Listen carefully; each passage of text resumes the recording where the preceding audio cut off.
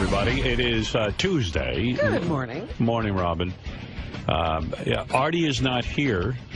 He called in sick this morning, and just so you know.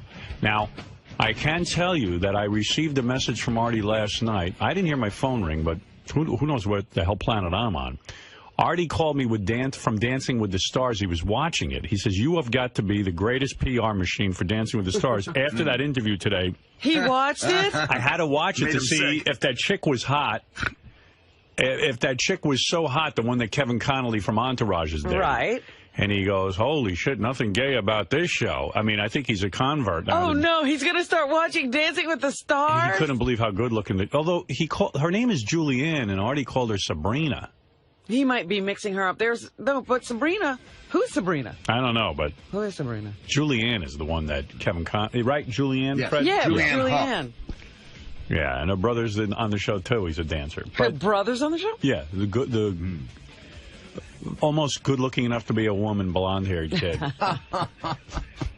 Runs in the family. Yeah. Everybody's a good-looking woman. Yeah. Anyway, so Artie called me all upbeat. He goes, I want to talk to you because we should compare notes. We're both watching Dancing with the Stars, which is a rare call from Artie. Yes. I don't really get calls from Artie at home. And that would have been a bonding call. You two could have sat on the phone watching Dancing with the Stars together. What Artie doesn't realize is I TiVo, and I don't start watching until a half hour later. So you can fast forward. Yeah, I can't stand sitting through to all the good commercials. parts. Yeah, I just get right to the good parts. I hate the woman co-host on there. I have a lot of problems. Is she still pregnant? No, there's a lot of people I have to fast forward through. I see. And that chick from Beverly Hills 90210, the blonde-haired girl, Jenny Garth. Yeah. She's got to be disturbed, right? I mean, she makes weird, contorted faces. Do you watch the show at all? No. She's like... Twitching during the day? I don't know, but she'll go, she'll hear bad news from the judges, and she'll go... Screws up her face a lot, huh? She doesn't look normal. She's a ditz, probably. Yeah, no, I think that there's really a problem there. You mean like a mental problem or a physical problem? I don't know anything, but... Are we ready to diagnose her? I've never seen a normal person make faces like that. Hey, Howard? Yeah. You know what I'm talking about, Gary? You watch the show. I don't watch the show, but John Hyde just told me Sabrina is one of the Cheetah Girls. No, she got kicked off. Sabrina's off the show. I know that. I keep up with that. And she was ugly, so it couldn't be the one Artie was talking about. Yeah, she was a little hefty, wasn't she? A little. Yeah. There's no... I mean, Benji says. Anyway, so then Artie called Gary this morning and now is blaming his new diet for his illness. Please. Let me see. I got a whole bunch of got that from Robin with her detox thing. So I figured it worked for her. I didn't ever lose time at work. Oh, you got All right, you ready? Here's Artie's... Gary thinks this is Artie's masterpiece because... Okay. This is the best call ever? Well, because he feels it's just he's got the sick voice. It contains everything. He sounds sick. And he was careful not to cough on it. Jared, it's Artie. I'm not coming in today. I'm sick. I just threw up. And, oh, no. To tell you the truth, I think I need something to eat other than this fucking diet. He's caving. I got to tell you something. What? Having worked with Artie now, how many years we have Artie on the show? Oh, 7 or 8? Okay. I got to tell you, I've seen the guy be on heroin, and I've seen him, go through breakups, and I saw him get really upset with Sal and Richard. I have never seen a more miserable guy since he started this diet. I think food withdrawal is even, there's no worse Subutex. Than yeah. The heroin withdrawal. Worse. Do you agree? Have you been noticing his... Yeah, I know that he's struggling. He is struggling. Yeah, but he's got this mental toughness that makes him go through the pain, but it's not working. His body is going to bring him down. I really think the diet's fucking killing me. I threw up and it was like nothing, and I don't know. Maybe my immune system is fucked because of it. Oh, my God. He was on it for 3 days. But, he's starving. His immune system's fucked up from a 3-day diet. You know, be Offered's laughing at you. Yeah, you know, there are people who are in real trouble. His immune system, now he's just very depressed. Yes. He wants to eat whatever he wants to eat. See, this is the problem. The depression causes him to eat, and he's done nothing about the depression. Right. Right.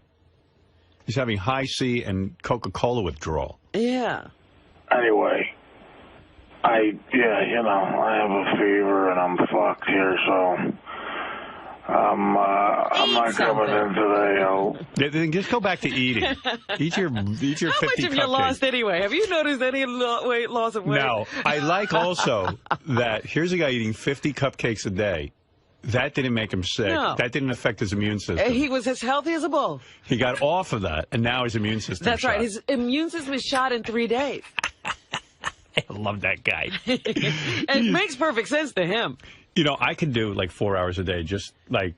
Analyzing Artie. Just talking to Artie about Artie problems. Look, I was laughing so hard. See, I didn't want to say it. I hope he's sleeping. Yeah, there's no such thing as a He's replay. Asleep. He's asleep.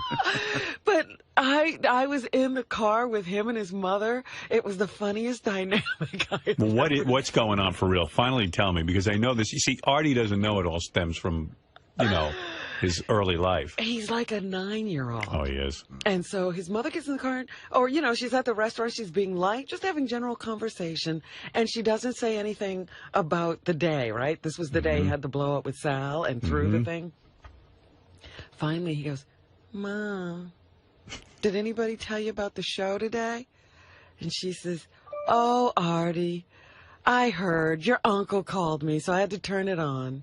Why'd you have to do that? Oh, Ma.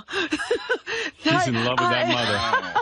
And this went on. It was like an Italian movie. Oh, Ma. And Artie, they should never have spoken to you like that. But Ma was out of line. And he was beating himself up, and his mom was propping him up. If you ever want to rent a movie, it's called Marty. Yeah.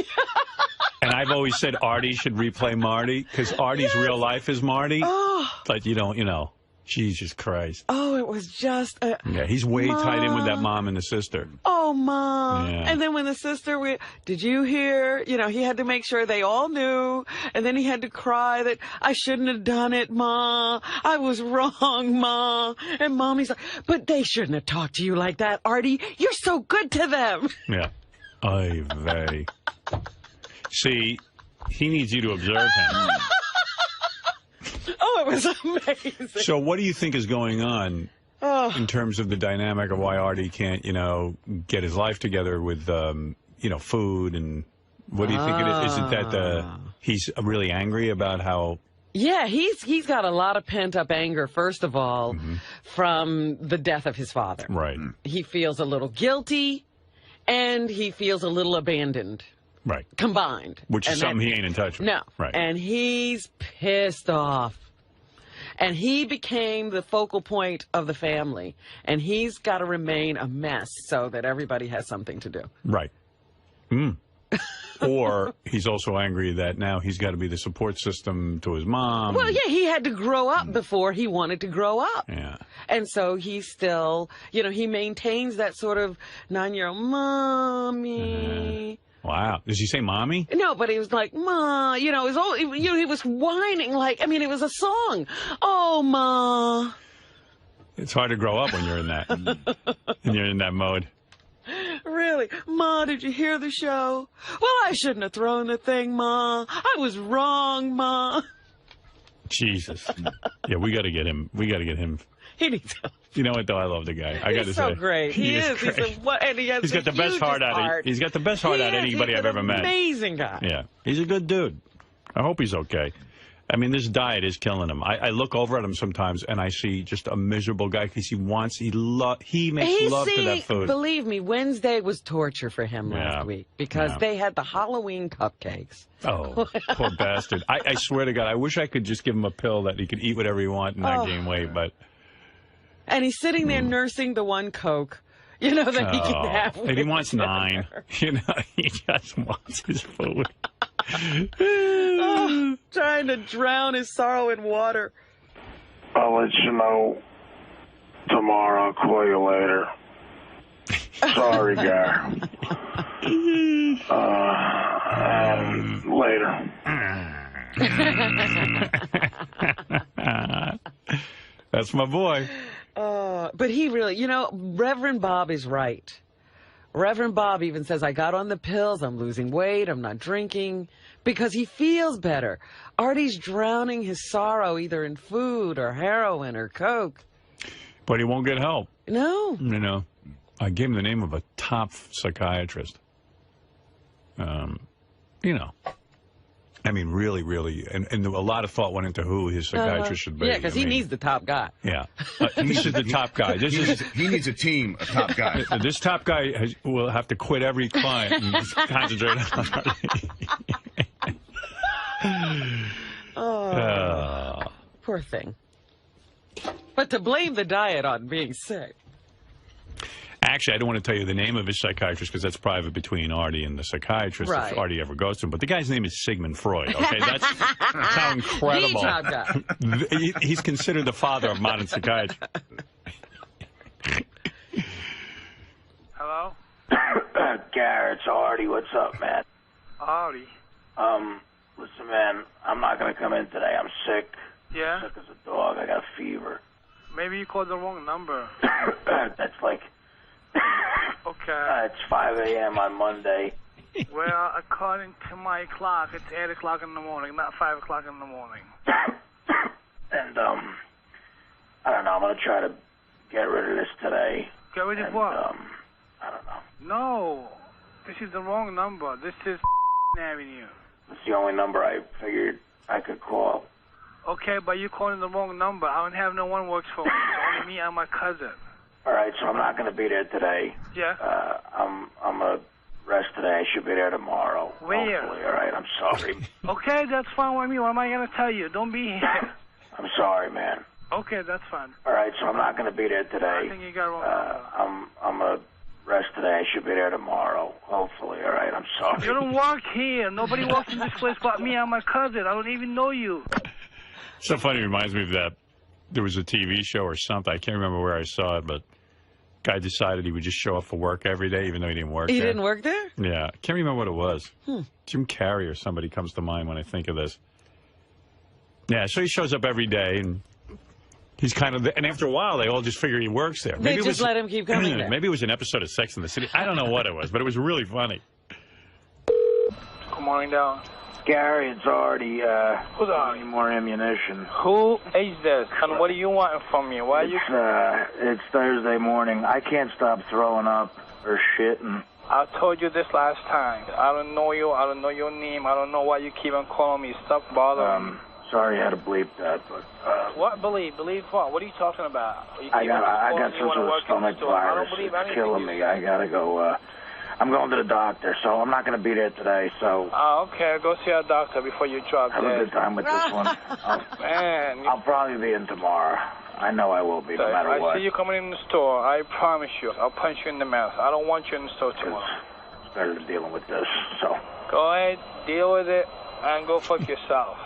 Sorry, Gar. Later. Whatever. He's so sympathetic. Yeah, go before you drop dead. For those of you just tuning in again, Artie is sick today. He called in sick. Yes, another infamous call. Called me at home at around 8 o'clock, was fine. Yeah, what did he get sick overnight? I don't know, but this is just a reminder of that if you happen to miss it. Garrett, it's Artie. I'm not coming in today. I'm sick. I just threw up, and to tell you the truth, I think I need something to eat other than this fucking diet. Good food is killing you. I really think the diet's fucking killing me. I threw up and it was like nothing, and I don't know. Maybe my immune system is fucked because of it. But, we found it amazing that Artie's immune system could be fucked up from 3 days of dieting and eating healthy. All the years of just tremendous abuse. Artie had a salad and now he's sick. Artie ate something healthy and got sick. It killed him. It killed him. Absolutely killed him. But we'll hope that Artie will be back tomorrow. He continues on. Can you imagine? But when the last time he called in sick, we told him the next time, you know, like as if he has a cold, he coughs. But when he says he has diarrhea or is vomiting, he should actually throw up. Yeah. But because of his diet, he has nothing in him. I have a fever and I'm fucked here, so I'm not coming in today. I'll let you know tomorrow. I'll call you later. I have Sorry, Gar. He called me at 8 o'clock. This is suspicious, Howard. Because he was watching Dancing with the Stars to see how hot that dude's girlfriend was. And he called me to discuss it, and he was fine. That's why it's suspicious. When did he get overtaken by this illness? I don't know. It doesn't sound right. No. I mean, but look, give him the benefit of the doubt. It doesn't sound right that you're getting calls from Nick Manning and not doing them. Right. Sounds And wrong not there. what? And not doing them. Right. Oh, please. We got to get in Steve Langford. Stevie, get in here and do your thing. Steve Langford from the Howard 100 News. Steve? Just some of the stories we're working on in the Howard 100 newsroom. Breaking news. Yes. Artie Lang. Uh-oh. His alleged diet. Is it the cause of him being sick today? Howard 100 News obtaining this picture of Artie Lang yesterday at the corner of Houston and Varick Streets, downtown, armed with a big bag of McDonald's and a drink. Oh, my God. I'm sure that's a salad. So if he's claiming... He had an audition yesterday, so that's probably where he was getting that food. So he's claiming he's sick from his diet, but he's sitting there sipping a 32-ounce drink and a big bag of food. See, we're just asking. Wow. Now, could that be a scene? How do you know that was taken yesterday? Confirmation. Yeah. Sources. Okay. No, wait, can I see the picture again? Yes, of course. A little closer. Only reason yesterday? I want to see his shave. His shaving was really unusual yesterday. It was like super... It was super tight, close. Yeah, that was yesterday. He was wearing that Ohio State shirt. Yep, that is... That's Teddy true. verifies it, his assistant. He So verifies does Teddy... that Artie did, in fact, have McDonald's yesterday. So what kind of diet is he on? What diet is he lying about causing him illness? Right, sorry. Teddy verifies that he was at that corner wearing that outfit. Not that he didn't see him have McDonald's. I hear Sal getting mad again. It's in his hands. Maybe he had a McDonald's salad, but I doubt it. No. Well, still, the 32-ounce drink. You don't go to McDonald's for salad. Hello, Gary. I'm sick from this diet. He probably had 4 Angus burgers. Who's he kidding? Oh, my goodness. And here we're listening to him every day when he tells us he's being so good and he's only getting the Frankie and Johnny's restaurant to send him a meal of fish and vegetables. There's the picture. The guy's a half vegan. Unbelievable. Amazing. Well, I mean, Garrett, it's Artie. I feel so betrayed. I'm not coming in today. I'm sick. I just threw up, and to tell you the truth, I think I need something to eat other than this fucking diet. no. What? So how many adults you know always throwing up? Why is everyone throwing up? I haven't thrown up all the time. I haven't thrown up since I'm like 7. Well, that's why I resented it when you said Artie's so healthy. Artie's always throwing up. I really think the diet's fucking killing me. No. I threw up, and it was like... He's eating McDonald's yesterday. Right. The diet's It was a relapse of McDonald's that's killing you. What do you make of this, John? Maybe for him, it is a diet. I mean, he's eating less than he was before. Diet. Maybe he didn't get, supersized. Because honestly, like Artie, like Robin even said, does Artie look any thinner to you? I mean, like he's already been doing this a week or so. And with the rate he was eating, he should have fallen off. Right. Yeah, something should have been. Yeah. When you went to dinner with him, was he like watching what he ate? Yeah. Yeah. He had a salad and I forget what his entree was, but it was probably chicken or something. No side dishes, nothing. No. You know And he I was told you, stopping. the You know he was one stopping somewhere on the way home. One Coke and no dessert. Right. Wow. Nothing, and I don't know. maybe my immune system is fucked because of it. Because of his diet. But you know, I told you he made me wait downstairs for about 5 or 10 minutes. Probably eating. He could have been throwing away the McDonald's. He's tanking up. Before 14 pizza boxes in his apartment. Before Miss Perfect Diet showed up. Anyway, I have a fever and I'm fucked here, so I'm not coming in today. I got quarter pounderitis. But tomorrow I'll call you later. Tomorrow. Sorry, Gar. And later.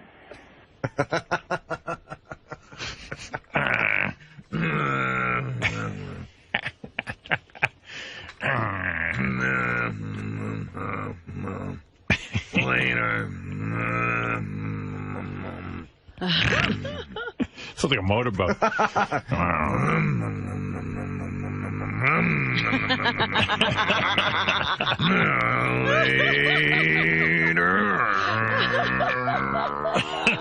He's off to the races. I'm puking.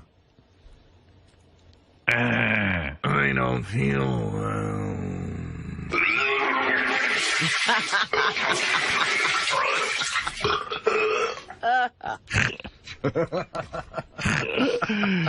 What else you got there, Stevie? Also today, behind the history of Howard Stern, the voiceover session for this extraordinary radio documentary to begin today with Jim Forbes, best known as the voice of VH1's Behind the Music. The signing of Jim Forbes to narrate the history of Howard Stern, yet another sign of the magnitude of this project. The history of Howard Stern begins December 17th here on Howard 100. Excellent news. I can't wait for that special. Everyone is looking forward to it, even Artie. There he goes again. That's actually tape of Richard Christie throwing up. That's real. Oh. Unbelievable. But, well, what the hell? That's some message. Steve, in the age of photo doctoring and Photoshop, and really it calls into question the legitimacy of digital photography. Until you have sources. Right. First of all, the guy who was down there. Secondly, somebody, well, we don't like to break sources, but somebody who's there. 2 people who were there. So you have eyewitnesses. Yes, absolutely. This is for real. Yes. This is the real deal. Yeah. Otherwise, I'm not going in there unless I'm sure. Now, what was inside that bag? Are we talking we don't know. the double cheeseburger meal? What's going on? Who knows? Could it be a salad? A lot of people believe that's impossible. Could this be a diet drink? Again.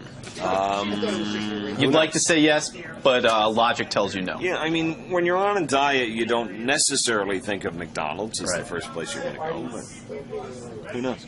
Hey, Steve. Way to go, man. You are the man. You ended a lot of speculation about whether he was out due to his diet or... Well, listen, this is sickness. thanks to a tipster on the Howard 100 News tip line. So thank you to that tipster. You keep the stories coming, Steve. Eddie. Thank you, buddy. We love your work. Great to talk to you. Eddie. Mr. Quivers. That picture was apparently taken on Houston and Varick. I know exactly the area. Perhaps he was...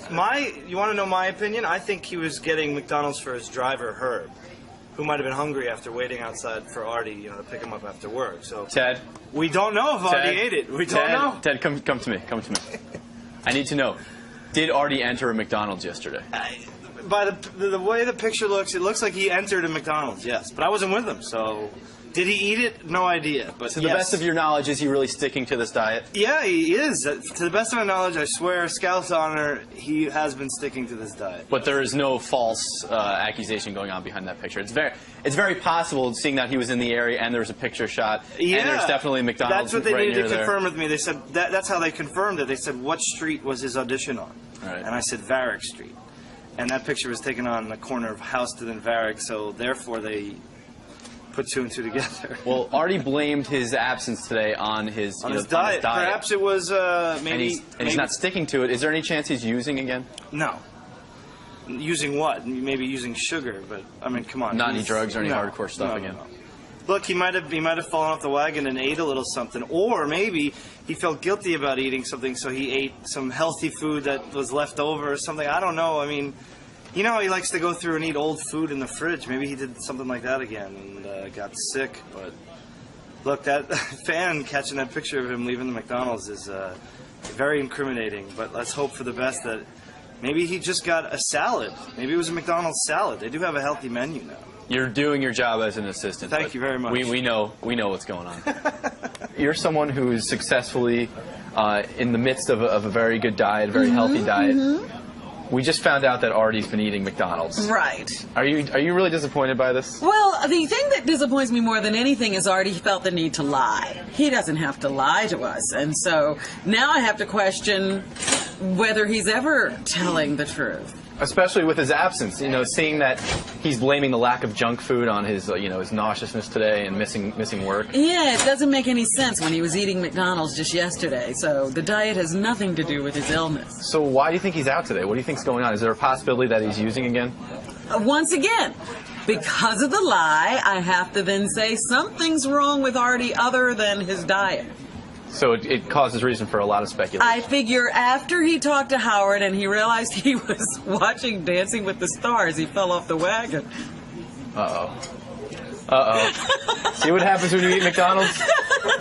It's proof positive you should not eat McDonald's. It makes you gay. Yeah. By the way, you know who's hanging out in the hallways? Your old arch enemy. Who's that? Do you know this, Steve? Penny Crone is out there. Howard, you know why she's here? Why? You know what Penny's doing for a living now? What? She's real estate. Okay. Right, she heard no. At an old age home. And guess who she heard's looking for an apartment? A blowjob's gonna cost you $4. Oh, she's here to help. Oh, you're using Penny to help you I find haven't talked to Penny. Oh, but you should. Penny just showed up. Robin hasn't called her at all. This is a real fixer-upper. Oh, this Penny. Hey, Penny. Penny, you're out of TV completely? What a shame. She's so good. What a shame. Hi, how are you? See you guys. How are you? Can I give you a kiss or no? Well, not right now. Later, I'll bend you over the sink. He'll make out with you. Yeah. Hi, Robin. I mean, I'm on the air now, but how are you doing? Benji. How's the real estate thing going? Awesome. I've sold one apartment for $2.6 million. Wow. Nice. Love it. I actually went to school and graduated and took the state test and passed. Do you miss reporting at all? No. Not at all? No. I've been there, done that. Really? Been there. I miss you guys. I miss coming in and writing news stories for you guys. But, enough already. Right. And, I had a friend that was great. He was at real estate school, New York City real estate school, gay guy, right? And I meet him there. His name is Joe. And he walks in, he sits down next to me. This is how I meet him. And the crowd that takes their real estate license in this city is hysterical. And he sits down next to me and he says, these people had a choice. They could either go to prison or real estate school.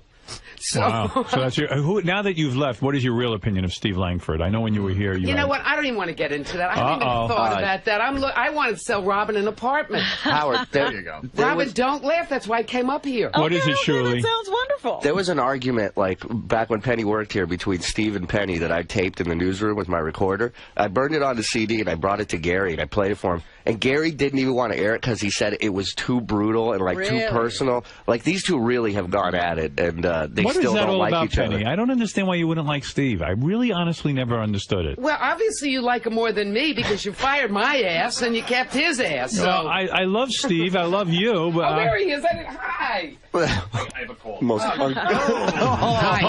Nice. Rejection. Nice. No, That's the time to kiss her. Yeah, right?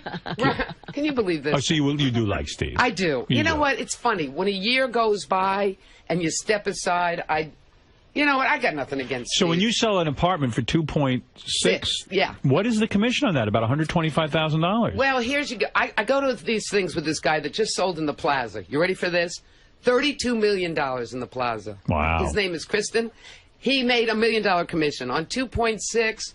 You get 5%. Then I got to split it with my broker. Right. Half of that, and then if there's another broker, so when the dust settles, maybe you make $12,000. All right, but that's kind of nice. It's better than what I've been making. Robin, I need your help, though. You want Robin to buy an apartment with you? I do. How does Robin know you know the really good listings? I do. I do know them. Everybody knows. You just got into the business. I've been into the year, Robin. Oh, okay. A year. I know. Penny Crone. She knows. Tell me what you want. Tell me how much you want to spend. Tell me where you want to live. How many bedrooms you want. Are you against using Penny, or you have someone? No, I haven't. I haven't contacted anyone.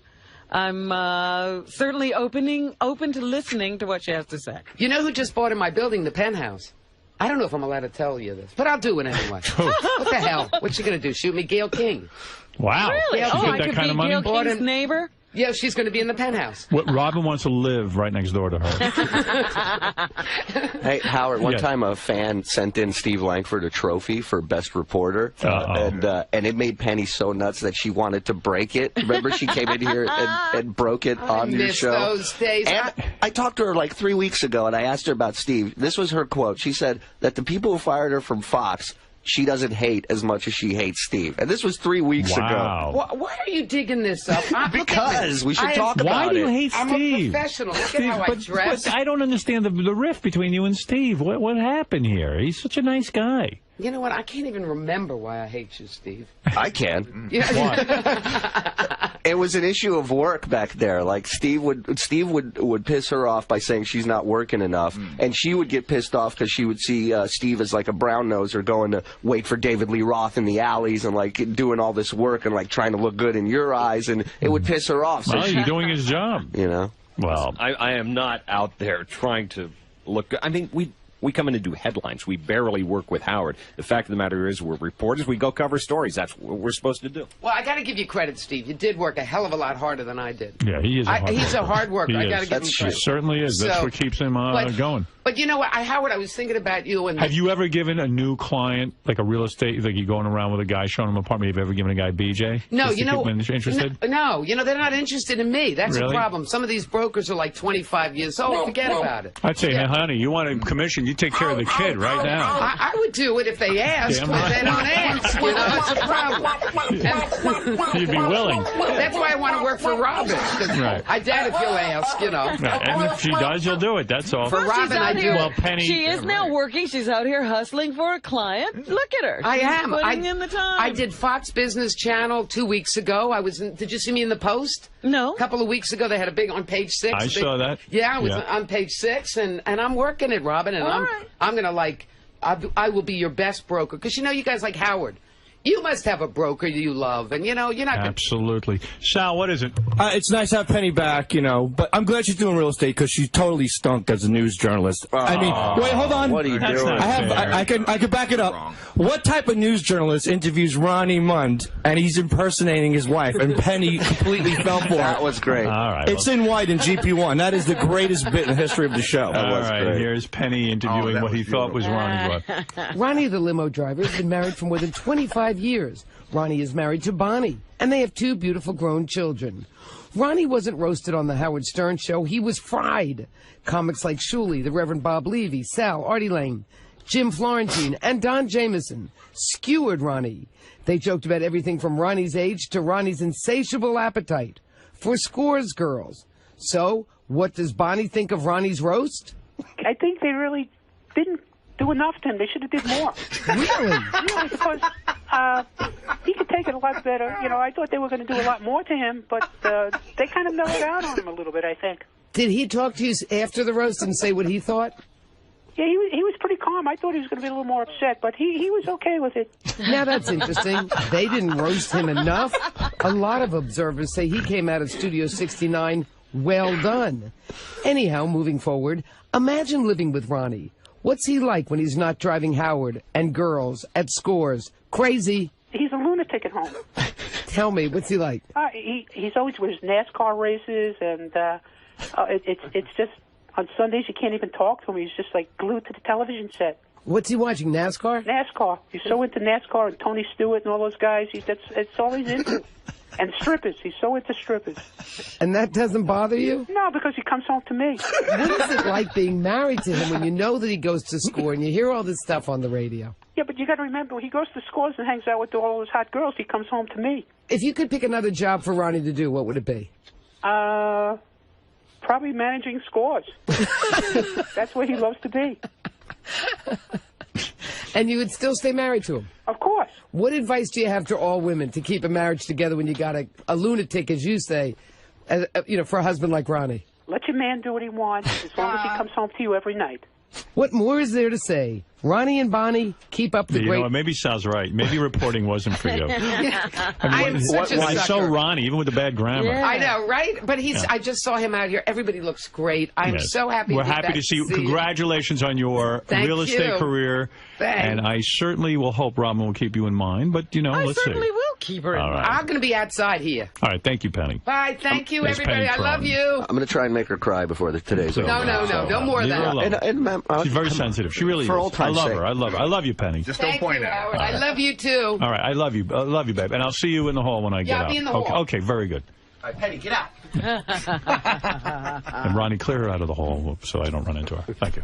All right, no, I'm just kidding. Well, Penny's a news story, isn't she? That she's back here? That she's back and she's now in real estate? Now she's Robin's real estate broker. Who would ever believe that?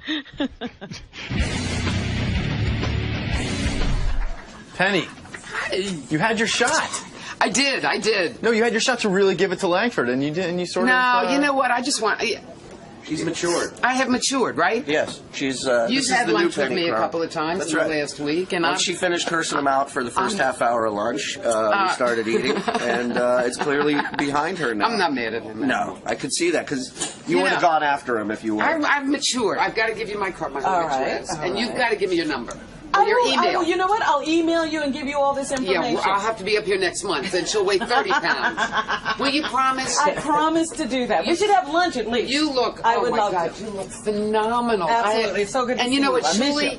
Tim, Howard never told me you lost weight. I can't believe. Because we're not allowed to talk to you. They don't sing my praises. Do you feel better? They don't talk about me when I'm not around. Your face, everything. Thank God. Wait a minute. I'm doing you a favor. Getting her to answer. That's what I mean. Yeah. Thank God you don't talk Do you to me. feel better? I feel great. Don't you feel like different when you go out in the street? And Yeah, I feel great. Did you buy new clothes? Please. Otherwise I'd be naked. Oh, Robin, you look. I am because everybody kept saying. All right, you Penny, look, stop with the hard shut the sell. fuck up.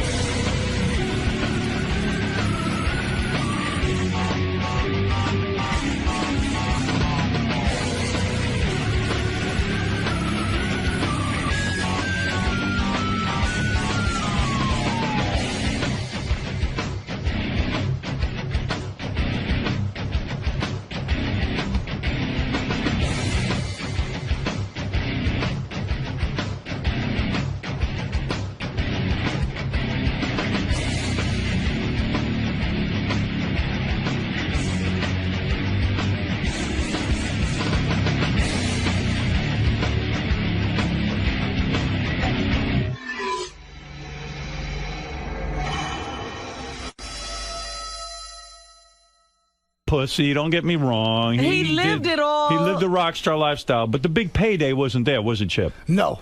Never. That money went to bankruptcy. It's bullshit. Yeah. Not yet. Not it will. It's coming. It's on its way. Steven, you know, for every band out there that's a Guns N' Roses, there's 10 million that didn't really get the big payday, right? That's why Guns N' Roses was such a unique thing, and like Aerosmith or Queen. You know, it's hard to get 4 or 5 guys together that actually.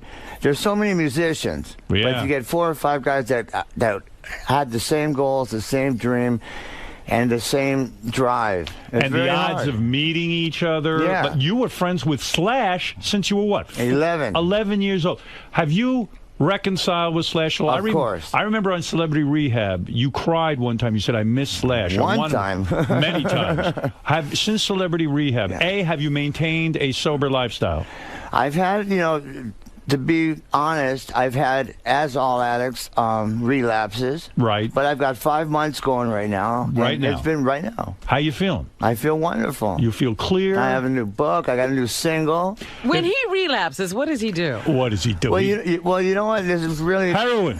No. You know what happened on this last relapse? Right.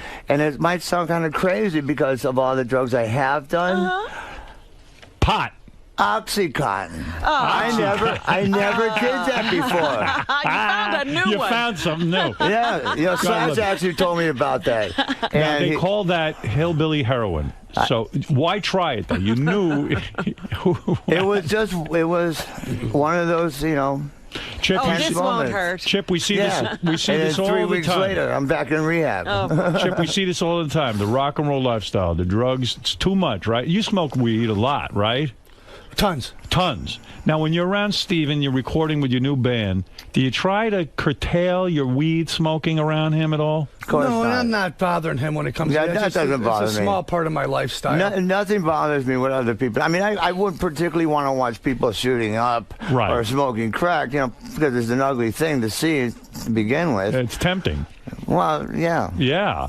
But Chip, I'm an addict, and I'll always be one. But Chip smokes so much weed. I know that. He's like a cloud of smoke around I'd him. rather him smoke weed than cigarettes. Linus. Okay. The dirty blanket. All right. So let's get down to it. The new book is out. Steven Adler has written a book, believe it or not. That's right. They said he'd never write it, but he did. I did with Larry Spangliola. And the book is called My Appetite for Destruction. It's got the Guns N' Roses logo on the cover. And it is in stores now. And it is an incredible life. It is an incredible life. Well, it's been very emotionally and spiritually healing for me doing this. The thing that kills me, and this is what kills me, because I love musicians and I love rock and roll and I love Guns N' Roses. Yes. The odds, let's get back to it. The odds of making it in this business are a gazillion to one. And then for you guys not to be together, for you to destroy it with the drugs and everything, it kills me. Because Chip knows how rough it is. And I do, too. Yeah, you know how many guys that you played with, and they were all around at the same time, and none of them made it. Yeah, none of them's doing anything. Yeah. And let's review. Let's review.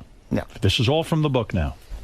Steven started smoking weed at age 11. Good Lord. Where'd you get weed at 11? From Chip. Believe me, kids out there at 11 years old are smoking weed. Really? Right.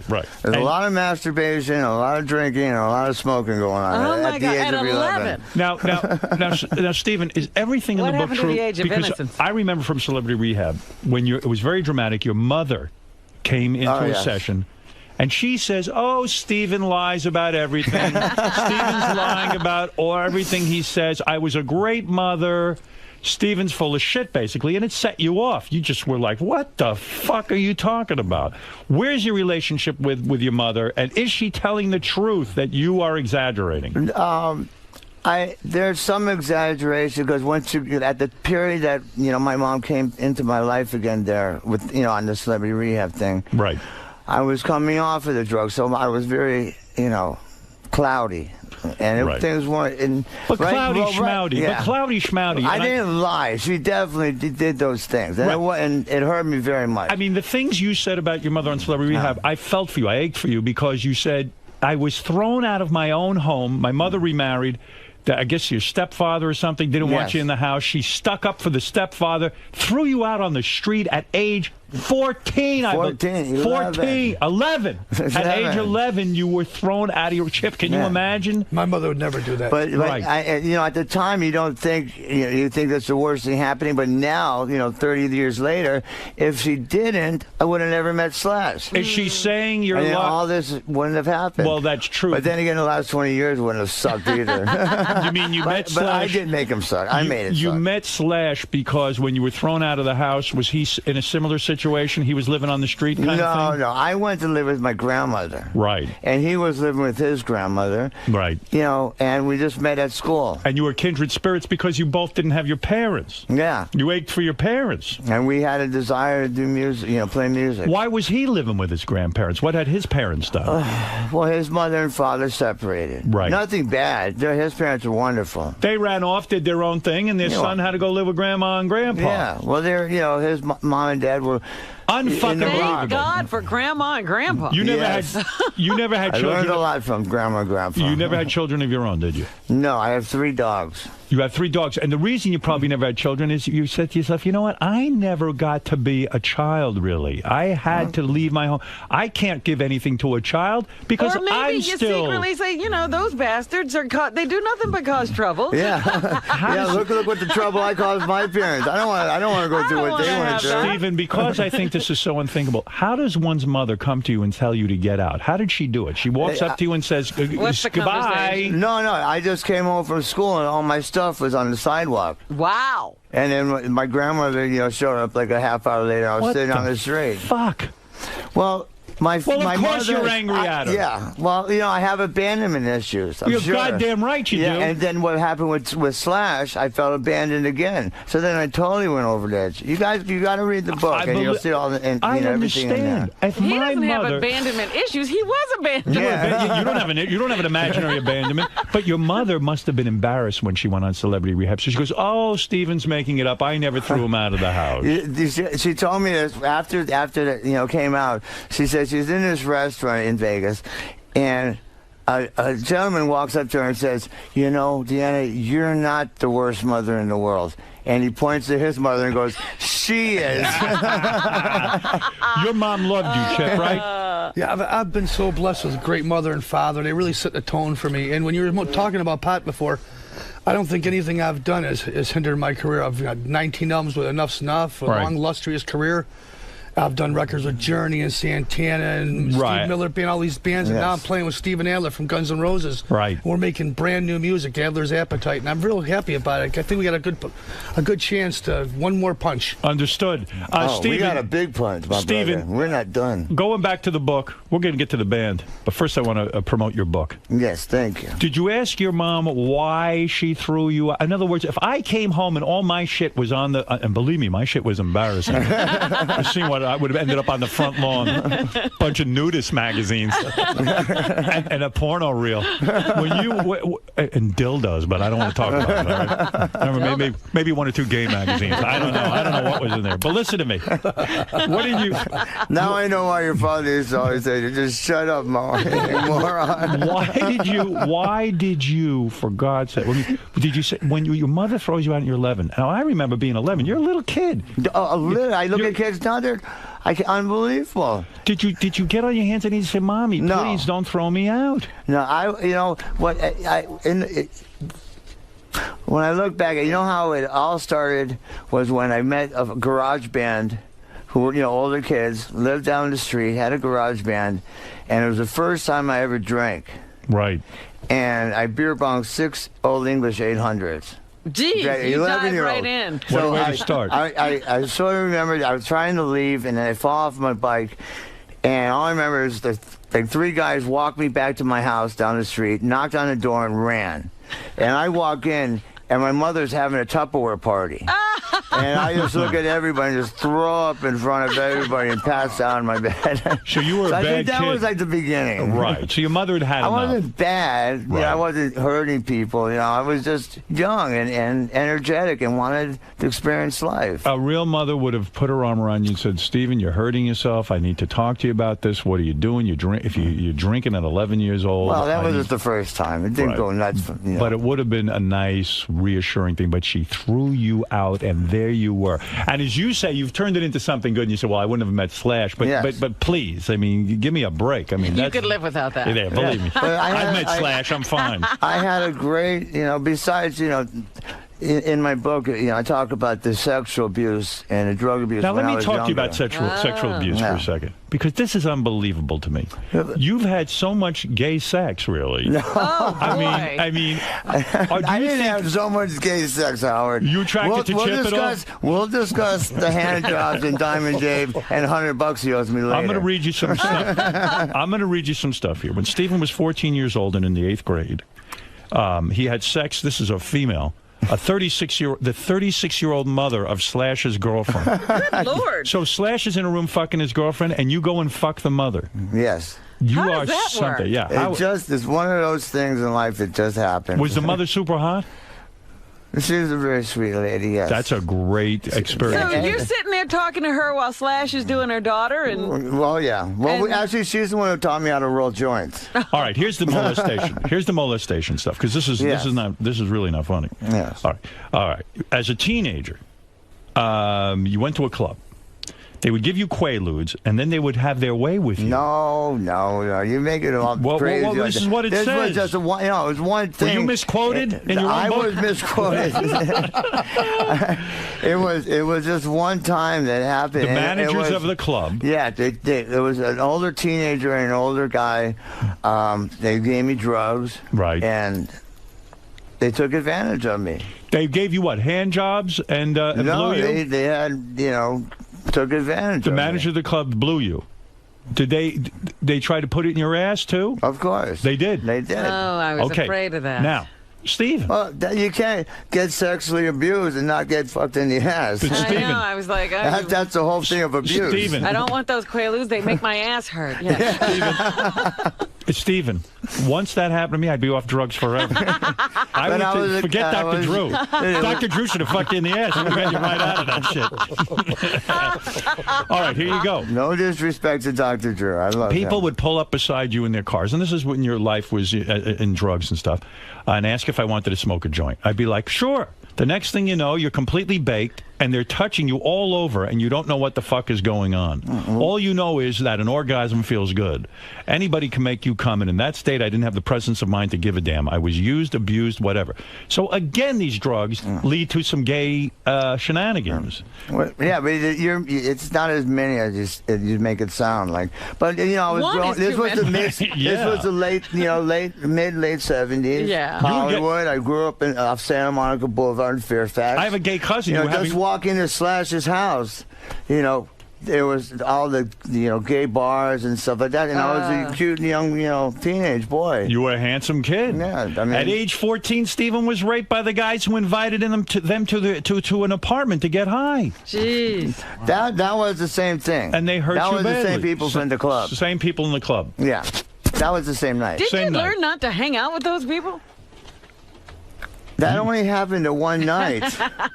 It was the club was the Starwood. It's awful. Yeah. And it was off Crescent Heights in Santa Monica. So actually the first club I saw Nikki Sixx play with the band London. Well, let me tell you something. I learned how to play drums from hanging at the club and watching all the bands, do sound check and perform. It was just one bad night. But one bad night is all it takes to last a lifetime. Sure. So actually what I want to do when I get home is I'm going to make a big fire, and I'm going to throw the book in the fire, and I'm going to take the next 10, 15 years and make a new story with my life. There you go. Stephen, but you more than made up. The past. These few gay experiences, as you say, were behind you because you made up with it with women through the roof. But do you think that was an overcompensation? No. That was a dream come true. Chip, this guy fucked more women, right? Yeah. You know, right? Yeah. I know you did a lot of sex when you were in Enough's Enough. I saw you one night in a club. There were a whole bunch of broads back there. I didn't know what was going on. But this guy, he puts them all to shame, doesn't he?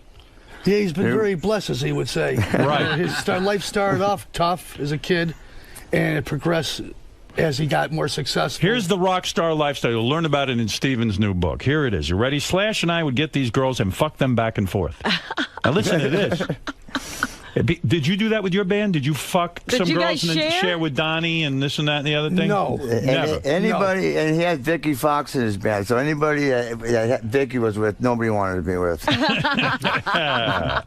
Who was a better lay, you or Slash, sexually? You have a bigger penis than Slash? No, Slash is hung like a horse. He is? Yeah. And is he better? He's part black. Right. So he's got that going for him. You didn't have that. I'm like you, I'm part Jew. It became sex everywhere, anywhere, anytime. It just happened. If I saw a girl I approach her, and that would be it. You and me right now. There was no such thing as warming up to the situation. The situation was, hey, bend over and do it.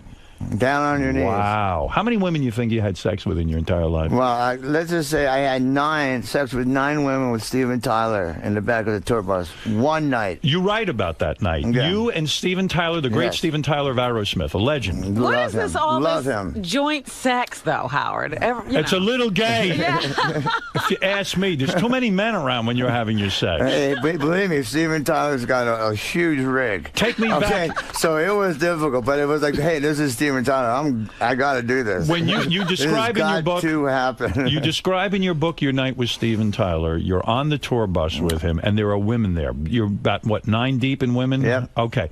And Steven says, watch this. And he begins to orchestrate scenarios. Yes. That's his thing. He's a great producer.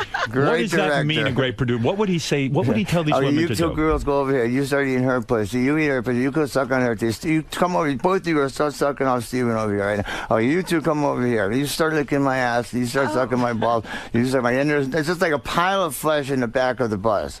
When you're seeing something like this, who knows what cock was going in?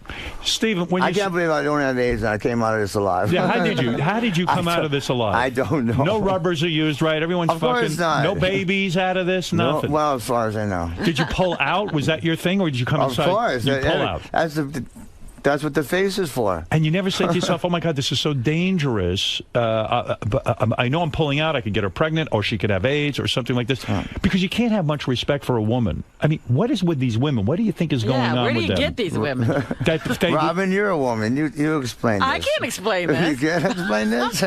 Stephen, do you become numb to sex and love and all of that kind of thing? Well, drugs and alcohol, it numbs everything. And when you're young, you could drink and do drugs and still fuck. You could still get a hard on. But once you get like our age, you can't drink like that. You can't do drugs and still get a hard on. And it's like, Speak for yourself. You're not doing what they were doing. I'm high. Yeah, well, now that I'm not doing the drugs. I'm high right now and I have a boner the size of this room. All right, listen to me. So when you're in the bus with Steven... Bullshit.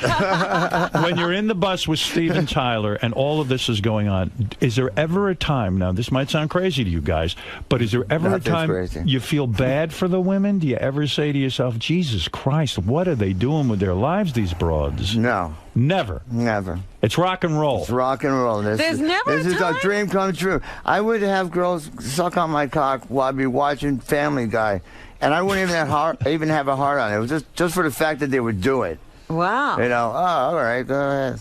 But did you ever, I mean, was there ever love? Yeah, I had my first wife I love, my second wife I love and adore. Mm-hmm. When you're involved in a scene like that, Wendy, when you're involved in a scene, there's so many bodies on top of bodies.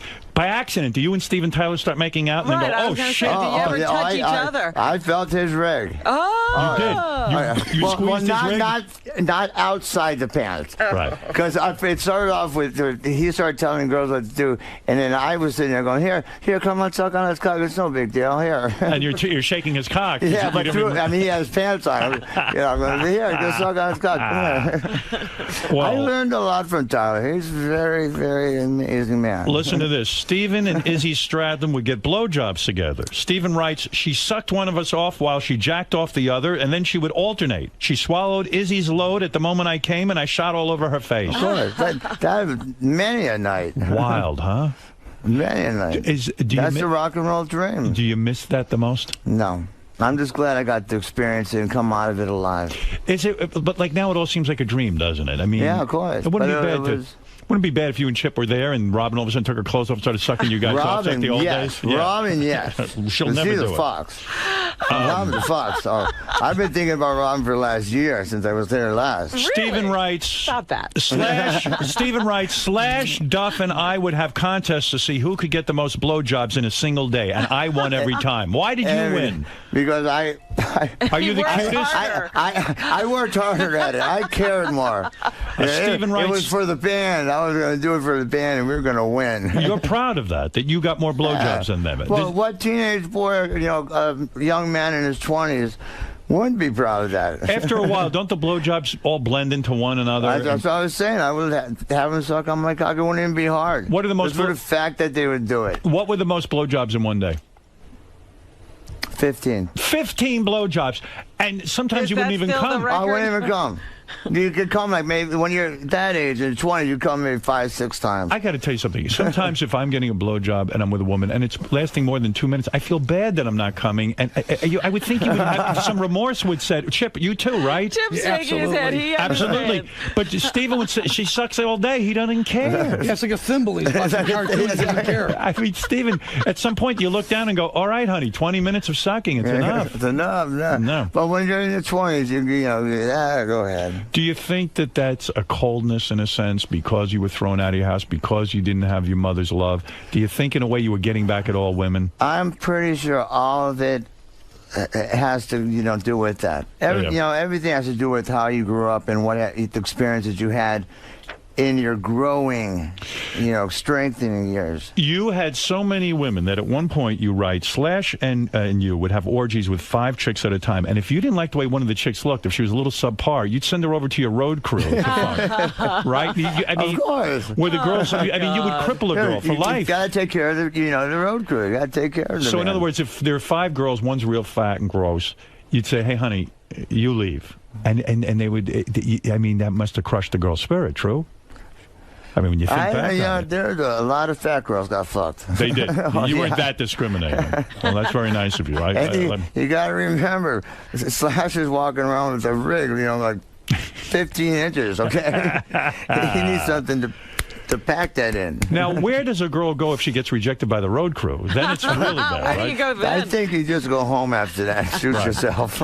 Chip, he lived the ultimate rock and roll dream, right? I mean, because the band was so hugely financially and creatively successful, right? That's the ultimate dream. That's the dream. Yeah, and I think when you're that age, he over-abused the privilege. Exactly, it's true. It was a gift for him. It was a gift.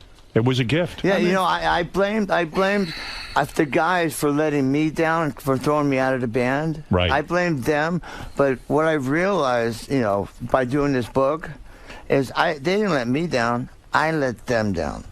Now that you're sober, why can't you say to Axl? Why can't you say to Axl Rose, the lead singer, listen, Axl, it's time for a Guns N' Roses to get back. I know you got a band with Chip now and all that, and that can go on as well. No, Axl has a band with... So what? I don't know who the hell. Right, exactly. Why can't you sit down with these guys, be the peacemaker, and say, listen, guys, we had it all. We could have it again. Let's go on tour. Let's do it. I'm now sober. Slash is sober. Axl, come on. Let's sit down and get over it. Everybody's sober. Duff, Izzy.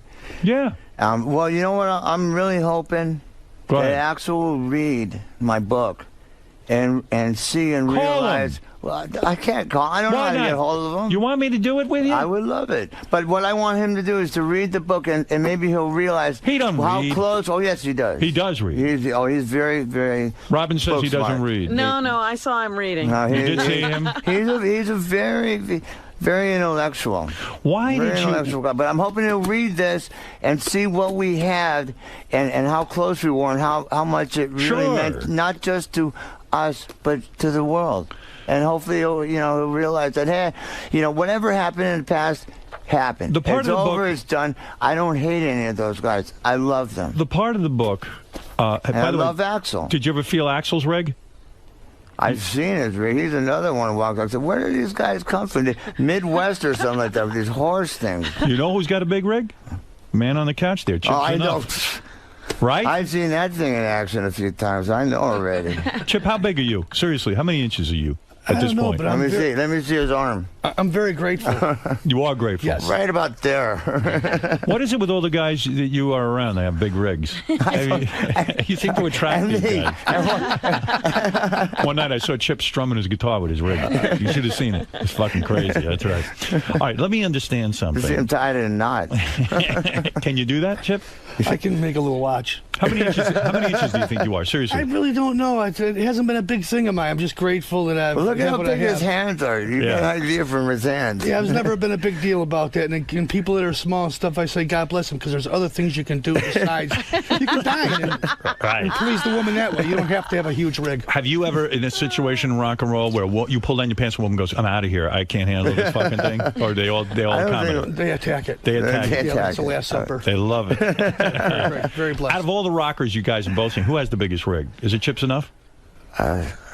I'd say Slash and Steven Tyler. Look at this Slash, huh? Yeah. And Steven Tyler's got a big rig. Huge, unbelievable. Well, geez, it frightened me. What? I was embarrassed to pull my thing out. I was like, oh, geez. Wow. Yeah, like you say, all the guys around. What the hell? I don't get it. Imagine Tyler's got a big rig. He's a small guy. Oh, look at his hands. He's got huge hands. I got huge hands. I don't know what happened. We got the Jew in us. It's the Jew. I'm way Jew. I got slapped a yarmulke. All right, listen to me. Hey, did you see my bar mitzvah picture in there? Let me see that. I will take a look. How did you have a bar mitzvah if you were thrown out of the house? My grandma. Your grandma. Oh, she's a decent woman. I hope when you made money, you gave her a whole bunch of dough. Oh, of course. You did? Okay, let me see. At the bar mitzvah. Look, it's you doing the baruchas. Look at that. Here you go. Talk to me about Do you see your picture in there? Here's something. Let me see my picture. Yeah. I didn't know I made it in the book. You're such a jag-off. You didn't even look at this, did you? I'm going to look at it. Son of a... You think I know how to read? Let me see this. Oh, yeah, look at this. Look what's going on. Look how handsome I am. Holy mackerel. Chiseled. How chiseled. Good Lord. Hey, so Stephen, beautiful. Yeah, well, this is, I think, for you. You keep Thank you. Is it autographed? No, not yet. Later. All right. Stephen, I didn't understand something from the book. You say that, you only smoked heroin, you were afraid of needles. And then at one point you said, fuck it. And then you started shooting up. Well, I was so naive to it that when I watched Izzy and Slash, shoot up, I didn't even know that they had to put it in a vein, or find the vein, put it in there, and draw blood. I thought they just stuck it in their arm anywhere and just shot it in there. Yeah. Right. Who knew? I had no idea. Right. And then one night I let Izzy, do it. I said, everybody in the band, well, not Axel, but the other guys, we were all partying. Right. And I want to be a part of the band. I want to, they were all in one room partying, and I was in a room by myself. And I was like, I want to, be a part of it. So I did what, try with the band. You were left out of that room because you weren't shooting up. Yeah. And so you felt, in a way, it's such weird peer pressure. Abandonment, oh my God. Another abandonment. You wanted to be part of the group. I'm learning so much. Exactly. And wow, I didn't even realize that until just now. God damn it. Hey, by the way, I'm looking at the pictures here. Look at this picture. This is a picture of Steven Tyler's cock. It's huge. I can't believe it. Well, the book is called, let me tell you what's going on. Stephen Adler's book, My Appetite for Destruction, is in stores now. He is now an author. Yes. Yes, just like yourself. I want to be a prize-winning author like you. Band-wise, I'm excited you're with Chip's Enough. Yes. I love Chip very much. I love my Chippy. And the new... My Chippy Poo. Chippy with the big cock. The new band is called Adler's Appetite. Yes, sir. Everything is appetite. The book is appetite. Well, appetite, it just worked for me. It says it all. It's a very powerful word. And what is it? You got an album? I got it. Well, we got a single. Right. That I'm hoping that you'll debut for us All today. right, I'll play a little bit of the single. No, the whole thing. Whole fucking thing? The whole fucking 2.5 minutes. Okay. What is this song? You wrote this song? Yeah, the whole band wrote this song. Who sings? We got Ricky the Rig Stitch singing. Yes. Another Rig. Right. See, all around me, the Rigs. Right. Jesus Go Christ. ahead. We got Alex, the Prince Grossi, on guitar. Right. Yes. Michael, Mr. T. Thomas. Right. On lead guitar. And Tips Enough, of course, on bass. Right. My rhythm brother. Right. And the Snaggletooth Jagoff myself. Right. On drums. Look at that. So you got the whole new band, and you guys will be out playing and all of that. Yes. Someone once told me, for drummers, it's a weird gig sometimes. That sometimes a drummer will go to a club, get paid to play the drums to the album, like you, in your case, a Guns N' Roses album. Well, I played with a DJ a few times, not to the Guns N' Roses record, but to other people's, songs. So you can it show was a lot up, of fun. Yeah. And people will watch you play the drum. Because I know Tommy Lee does that as well. Yeah, I did the same thing. And the Charles Barkley? Travis Barker. Travis Barker, yeah. He does that too? Yeah, really and you still got the big mansion where Chip is now holed up, right? Yeah, oh yeah. Yeah, and so you didn't lose your money after all these drugs and everything. I lost a lot of it for a while, but once I sobered up and got my life back together, I started getting it back. Nice. Well, once I stopped giving it to the Colombians and the Mexicans, and then I started seeing that my way. I am making money. Good. So I got to save some. Good. I like that. I like to hear that too. And you were friends, of course, with the late great Sam Kinison, weren't you? Of course. But you were not a fan of Jessica Hahn for some reason. Why is that? You didn't like when he was dating her? I really don't give a shit. You don't give a shit about her. All right, so I mean, nothing against her. Actually, I was in rehab with her. Oh, no kidding? No kidding. Well, I didn't know that. Yeah, just remember that. Never did her. Never hooked up. Yeah. No, what a shame. I used to hang with Kinison a long time ago, too. Yeah. At CC's house in Mulholland Drive. Poison, right. Yeah, we'd stay there till 4 or 5 in the morning down in CC's basement. They had a Brinks truck full of blow, and we would just jam all night, and it was great. Donnie V on the drums, put 2 cigarettes in each hand. Oh, Jesus Christ. Steve Lukather, I shouldn't be saying these names. I don't want to be disrespectful. Like all these guys are great players and terrific perfect musicians. Right. Not everyone was doing coke. Let's be fair. Most were. The coke was just sitting there. It was nobody was doing using it. Everybody was bumping back then. It was fashionable. I think when just in one night, I ruined $1,000 worth of coke just trying to cook it up. No kidding. Turning it into mush. People were mad at you, I bet. Too much baking soda.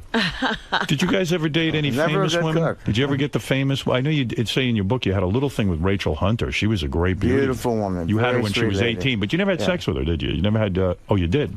You banged her. Look at you. I don't want Rod Stewart calling me up again. I love Rod Stewart. I respect and love Rod Stewart too much. Rod called him? Oh, yeah. Why did Rod call him? Because she was pissed that I mentioned that I made out with his future wife. Rod said that I'm going to send him over there to kill you. And I'm calling, dude, I love you so much. I can't believe you're calling me. Wow. You want to kill me? What did you do the wrong thing? Why? Because you were into Rachel Hunter? I mentioned it in an interview. It wasn't while he was seeing her, right? No. But when I mentioned it, he was seeing her. Is that why in the book you say you just made out with her? You don't want to say you fucked her? I don't want to disrespect her. And I don't want to. I look up to Rod too much. Aren't they divorced now? I mean, should he? I don't know. I mean, what is this? I mean, come on, Chip. Right, it's rock and roll. I think they had some children together. I ate it. Wait, Chip's explaining. What is this? I think they had some children together, and they, out of respect, you don't want to hear anybody speaking about the kid's mom like that. And I understand it. Steven says too he dated Christina Applegate. She's a beauty. Wonderful woman. Yeah. What happened? Actually, on her mother's birthday is on the same day as my birthday, and we were up at the Magic Castle or Yamashiro's. Yep. And for my birthday, and she was up there, and I got to see her. And she's very beautiful. Why don't you marry that broad? What was wrong with her? Nothing. I was too fucked up, and she had too much going for her. Yeah, she said, "Hey, I can't hook up with this guy. He's going to embarrass me." That's right. See, look what I did to my first wife, poor thing. Says here, you even had sex with porn star Tabitha Stevens. Is that correct? Is that right? On your show, the first time I did it in your green room. Is that right? You fucked in my green room? Wait a minute. Oh, yeah. Chip, what do you make of that? He'll leave banana juice anywhere. No, it's not banana juice, Chippy. It's pineapple banana juice. Oh, man. I didn't know that was going on in our studios. Oh, yeah. Did you eat Rachel Hunter's ass? I like it was going on in style. Love. You're the man. You're the man. Look at you. All right, so the new band is called Adler's Appetite, as you know. Chip's enough, a great player. Chip, you married still or what? You're divorced, right? No, I'm single. You're single? Yeah, I think that's the best thing for the right now. Yeah. Hold my attention to the band. Put your attention on the band. We're in a different time right now. You can come up with a great song and put it instantly on iTunes and Rhapsody and eMusic if you have a name. Right. A new band, it can't be done, but for guys like us who have a history, yes. Bingo. 1, 2, 3 until you get 10 songs, then put the record out. Right. Why make the fans wait all this time? This is the marketing plan. Make a song, stick it right on the fucking internet, and let's go. And go tour. Yeah, and go tour. Well, look what happened. We were talking about that chick who did some single, and she was on that dance show or whatever. Yeah, just recently. So she did one single. Are you guys thinking of going on a dance show and maybe promoting me the and single? Chippy together? Right. Definitely. Would you guys team up and go on Dancing with the Stars and dance with each other? Well, our manager Marty has to look at the offer, but I'm interested. Vanessa. And we'll see what Vanessa says. Chip, you're single. You're at Steven's place. You're bringing some broads back there and banging once in a while. You're hitting it real hard over there? Nah. That's not the party. At this point in my life, it's who cares who drives the bus? Let's get to the picnic. Yeah. I'm not playing any games What does at that all mean, right now. You're not playing games? There's not much sex going on in my house. Robin. When is the last time? When is the last time you got laid, Chip? How long has it been? Months and months ago, my old girlfriend Susie that was here. You're kidding me. Yeah. Months? And can you believe this? What happened with you guys? I think you hit a certain age and you lose that. Yeah, you don't care I'm anymore. more focused I want on to focus doing good on things. other things. I want to focus on important things. As Grandpa would say, we're not built to last, but hopefully our work is. Yes. I don't know what the picnic is or the bus, but it sounds like you've matured. In some way. That's right. That's right. So it's all good. Is Chip saying he likes going to picnics? I don't know. I don't know. And Steven, you getting laid, or is it like? There's no sex going on in my house, in my life. Look at this. He had a girlfriend during the show. What happened to her? I had a wife. I still have a wife. That's right. Oh, still no sex going on in this house. Well, I've been married 10 years. You still got the wife? Of course. I got the wife. And Chip, you got your own room in the mansion, or? Absolutely. He just give me the whole house. They're very kind. They treat me really well. How long you been in this room at the house? I've been there for about 1.5 years now. A year and a half? Yeah. No kidding. Yeah, I stay out of the way. I don't bother anybody. We've been together I'm playing 5 with the years. doggies and stuff. Rent free. course. Yeah, of course. Does he ever yell at you like, "Hey, Chip, can you fucking back off and get out of the kitchen so me and my wife can have some alone Honest time?" to God, never. Not once. I yell at him, God damn it, get in the kitchen and cook something. Yeah, that's about it. Do you share the housework? Of do you have course a clean I up? do. I'm very good. I'm very domesticated. I was married 23 years. Do you clean up the bathroom after you? Absolutely. Dishes, He's very kitty clean. cat litter. He's very clean. Yeah, everything. Are there other rock stars living in the mansion, or is it just you? No, as far as I know. One chip is enough. One chip is enough. One chip is enough. Do you ever feel self-conscious being in the house? Like, oh, gee, maybe Stephen and his wife want to be alone, or That's maybe the I'm only in the thing way. that bothers me sometimes because I cherish their relationship. I know it's like the sanctity of a marriage. Yeah. I try to stay out of the way. I don't want to bother him too much. But then he yells at me, "What are you doing? Get over here!" And what happens if you're sitting in a room, you're watching TV, Stephen's there, the wife's there, and you are watching a show, and Stephen wants a different show? Is it you have to acquiesce to what That's Stephen one wants? thing that I lost. I don't have any There's rights no at all. TV no privilege. rights. Yeah, when he goes to I bed at 3, control 4 in the the morning, remote. I'll sneak and change the channel and put on something, news, some kind of current event to see what's going on in the world, because all day it drives me crazy. It's Family Guy and all the cartoons and stuff, and I'm losing my mind there. Do you ever say, "Gee, I like the guy, but maybe intellectually, you think you could step it up and stop watching cartoons"? Well, actually, those cartoons are very well written. They are well written. Seth MacFarlane's a genius. Do you think because his childhood was taken away, he's obsessed with the cartoons Yes. and he's living it? Yeah, and the you last thing I want to do is be a wheel. I don't want to stop it. I think he's enjoying his life, and I don't want to be anywhere where it's going to... Would it be fair to say that Stephen should give you a night where you get to be in control? No, I don't pay no control. Not with the TV. No. Do you ever find yourself getting attracted to Stephen's wife? You're around her. And I would say it right now because she's very, very attractive, but not at all. No. I'm an older guy right now, and I just like I Steven looked at your doesn't wife or something. I don't look at her like that. Stephen doesn't get upset or jealous sometimes. She comes down in her nightie. She's got her tits are out. I look at her like a beautiful sister. Have you ever accidentally seen Stephen's wife running around the house nude? No comment. I haven't even seen my wife running around the house nude. She never cuddles with you. Like Stephen gets into a knockdown, drag-out fight with her. She comes, "Chip, I have to talk to you." She's in her negligee. She's like, "Chip, he's a monster." And you start hugging her, and then one thing leads to another. No, that's a pretty good story. You're a troublemaker. You're an instigator. I'll have you out of the house in a day. That might be for the Chips Enough book at Harper College. Were you ever taking a bath and she comes in and starts to sponge bathe you? I don't take baths. That's very... Have you ever caught her coming out of the shower and you start to dry her off with a towel? Man, I'm telling you, I haven't even seen her naked in the She's house. getting it somewhere. It's got to be with this guy. He's taking care of her, I'm sure. Yeah, right. Who knows? All I know is I learned, the reason that I still have a wife is because I learned a secret. Yeah. At first, her words would come out of her mouth, and I'd eventually get them to go over my head. Right. Now I've gone and I've gotten to the part where I can control her words. The words leave her mouth; they don't even hit my ear. Really? It's like, Chippy, did you hear something? Did you guys later? Did you hear something? Did you guys listen to the Mel Gibson tapes? You understand. You just wanted a blowjob. He's supporting this woman. I mean, on some level, did you understand where the anger was coming from, guys?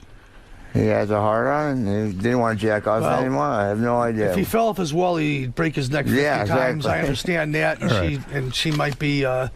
she's mother of some of his kids, right? Right. One. I thought I he said think his once you have children together, we have to stay out of that. Sanctity of marriage is so important. It's up to guys. The couple. Would you ever consider lettingEl move into Stephen's house with you guys and He maybe sounds like hanging a fun out? guy. I wouldn't even consider him getting in the car with me.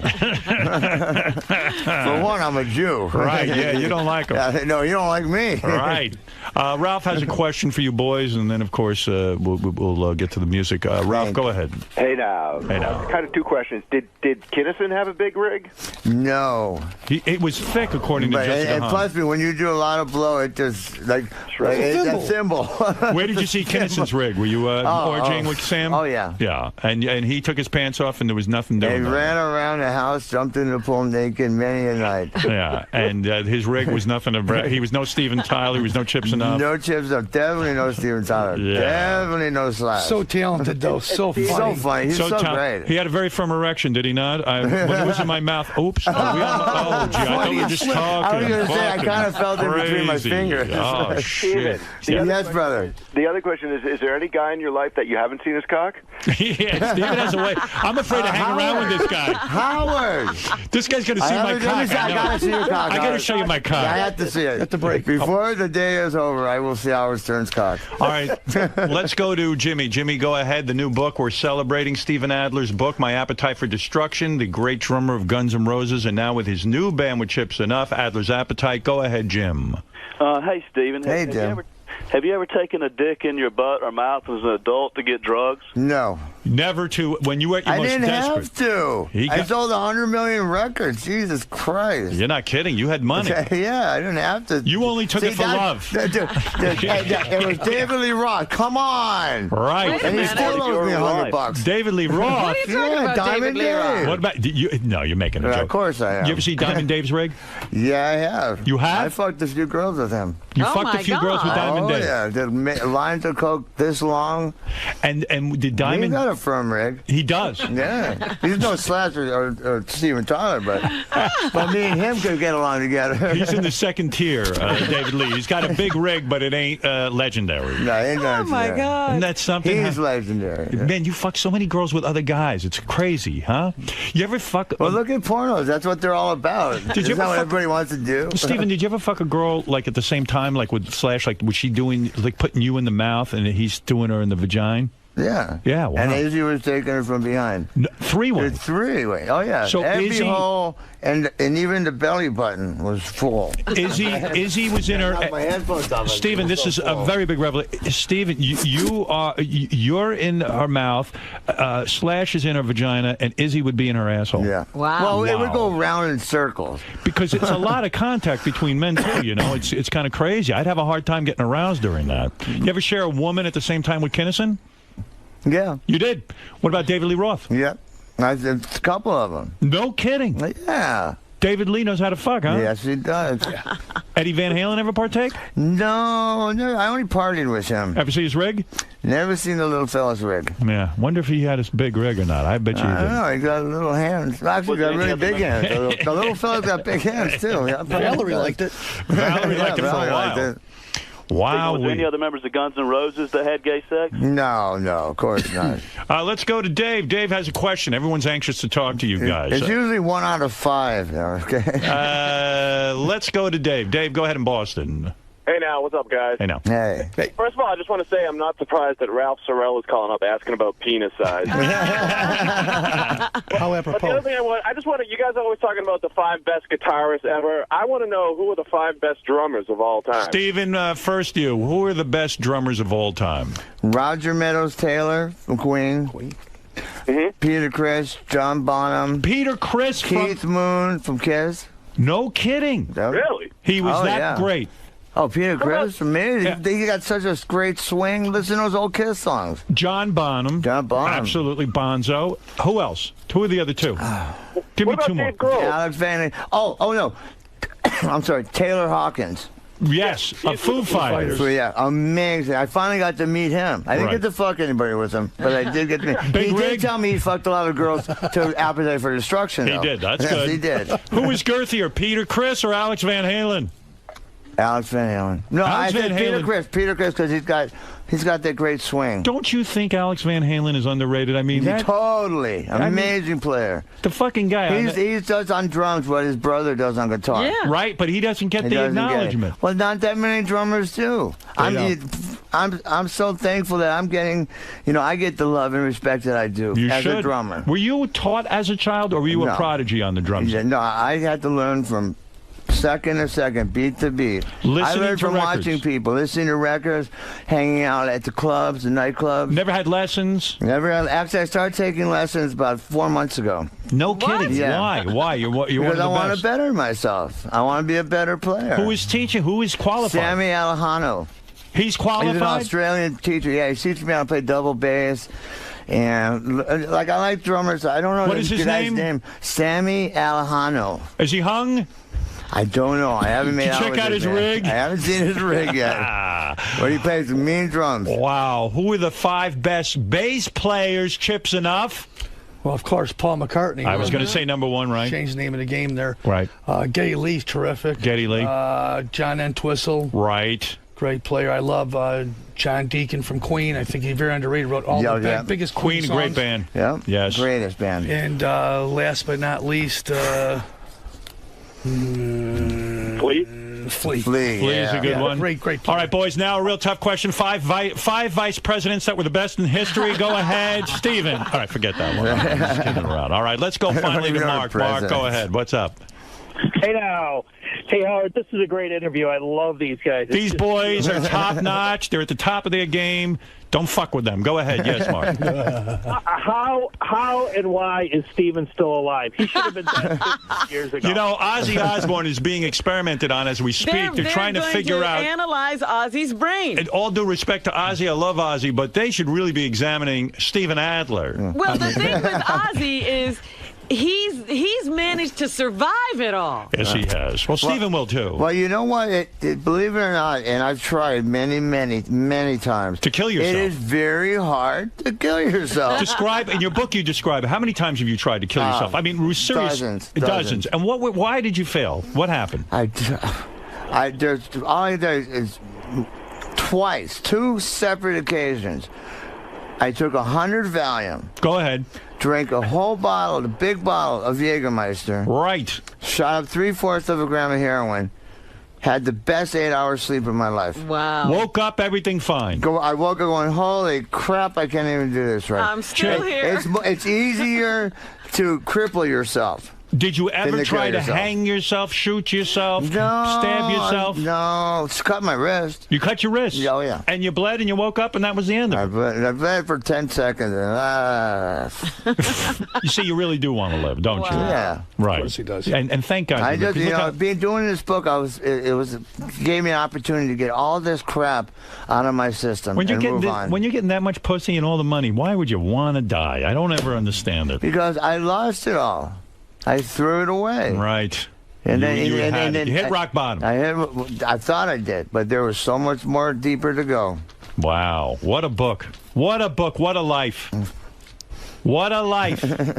You know, this guy, when he had to go, he got such abscesses on his stomach. You'll read about it in the book. Oh, God, it'll suck. So when I mean abscesses, from shooting into his stomach, he got these, like, pus welts, right? And we went to the doctor, and they had to stab you a couple of times and cut them open. And you said shit came out of those wounds. What came out of there? Pus? Pus. 5, 6 different colors of pus. Ugh. Did it smell? Smelled horrific. Unbelievable. I'm going to throw up. Hold on. Yeah. Just thinking of it. Oh, man. So great. Let's go to Mark. Mark, you're on the air. Hey, now. Hey, now. There's no other place that you could have this interview but Sirius. Of course. Of course. That's why, who can debate what's better, terrestrial radio or this kind of radio? This is it. I'm wondering, Stephen, where else are you going to be promoting this? What kind of stories can you tell, my brother? Well, you could clean it up. You gotta get the book and read it. That's all. Listen, he doesn't need any other. Here's Gina, Chip's sister. When's the last time you spoke to your sister? She's the casting director for Biggest Loser. No kidding. Yeah. Hey there. Hey, Gina. Hi, Good morning, honey. Hi, Chippy. Hi, Stevie. Hi, darling. How are you? Did you know your brother had one of the biggest penises in history of rock? He loves to tell families. Did you know that, Gina? He brags a lot, I know, but I think it's all true. I've read it in books. Gina, it's legendary. Have you ever seen it? Did you see him when he was a baby? Are you older? No. I didn't see it when I was a baby. I've actually never seen it. But You never got to see your brother's penis? No. Did you ever show Gina your penis for any reason? No. When he was a baby, you didn't walk around without a diaper? I'm way older. I wonder if it was... Oh, you are way older. Yeah. Gina, anything special about your vagina you want to share with us? No, not in particular. But all right. And what about Gina? What about Jason? Anything about his penis you want to share? Great, yeah. Gina, there's a couple of my guys. There's a couple of my guys you have to cast on that Biggest Loser because they're getting out of control with the weight.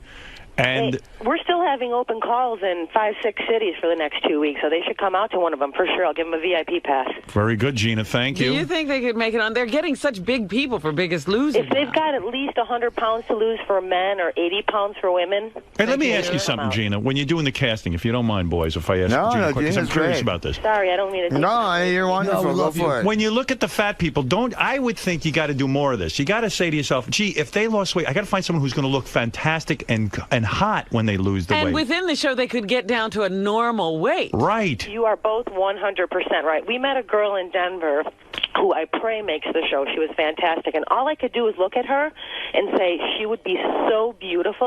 That's after her the key. transformation. I That's the see key. her stunning. Gina, I got to tell you something. I watched the show. I know. The reason I got disillusioned, these people would lose weight. They were uglier than when they started. I was like, why are they wasting their fucking time?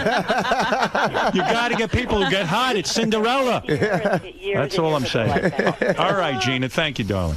All right, we miss Lovely you guys. girl. Love you. Give Hollywood Gilman our love. Go see Adler's Appetite. They're amazing. They play the entire Appetite for Destruction album plus the new single Alive. Is that right? Yeah. I didn't know you did Appetite for Destruction. Yeah. Chip, you know all those songs? You got them down? Of course you guys. Learned them from Duff. How Steven is still alive. It's because he's got a whole life ahead of him yet with this is coming up. It's amazing. He should be dead 20 times over, I'm sure. I tell you, you go and your brother's some bass player. You're proud of him, I bet, right? Oh, my God. Howard, you've been a fan of his for 20 years. He's one of the best. It was the anniversary of Baba Booey. He's been Boy Gary, I've been hearing him talk about since for 20 years. That's right. All right, Gina, thank you. We love you guys, Howard. That's Gina's enough. Love you, honey. Give Gina's Rob my enough. Love you guys. Love you, honey. Gina's Tara, enough. too. There's enough name going on and on. A lot. I didn't know your sister was Isn't that great? famous. She's a casting director. Yeah, absolutely. His daughter's a big actor. Yeah. Your daughter's a big actor? Yeah, my daughter Tara, she just did play Last Little Whorehouse in Texas. And did she get Grease? Yeah, she did Grease. She's terrific. Yeah, No wonderful. kidding. Yeah, Where's she's she gonna live, be in a star. L.A.? She's out in Newport Beach, with her mother. Yeah, you still talking to the mother? Yeah, get along great, just like you still talk to Ellen. Sure. Yeah, of course. Absolutely. Yeah, Yeah. There's nothing like I'm saying yes. Families forever. Family. See, I've been married 10 years. There's no sex going on. I'm married. I'm married. I'm like my grandparents. My grandma has her room. My grandpa had his room. And they met in the middle. I'm married. I got laid last week. Look at me. Even with my small rig. All right, listen. Let's listen to a little music. I'm going to play the boys out with this. This is their new single. As I said, these two great friends of the show, Steven Adler and Chip Z'Nuff, come in here. They promote. They tell you what's going on. They're honest with you. And now it's time for you to listen to their music. This is new music. And I guess you can get this on iTunes. Or Today, with the book.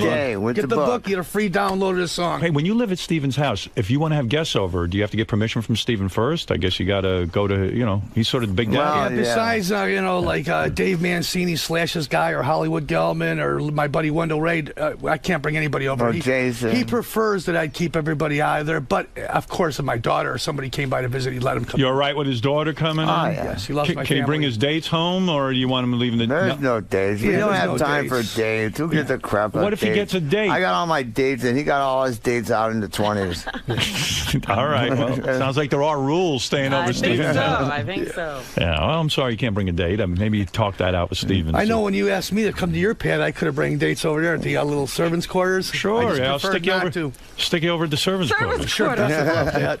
Yeah. All right, let's put you in a little French maid outfit. All right, listen to me.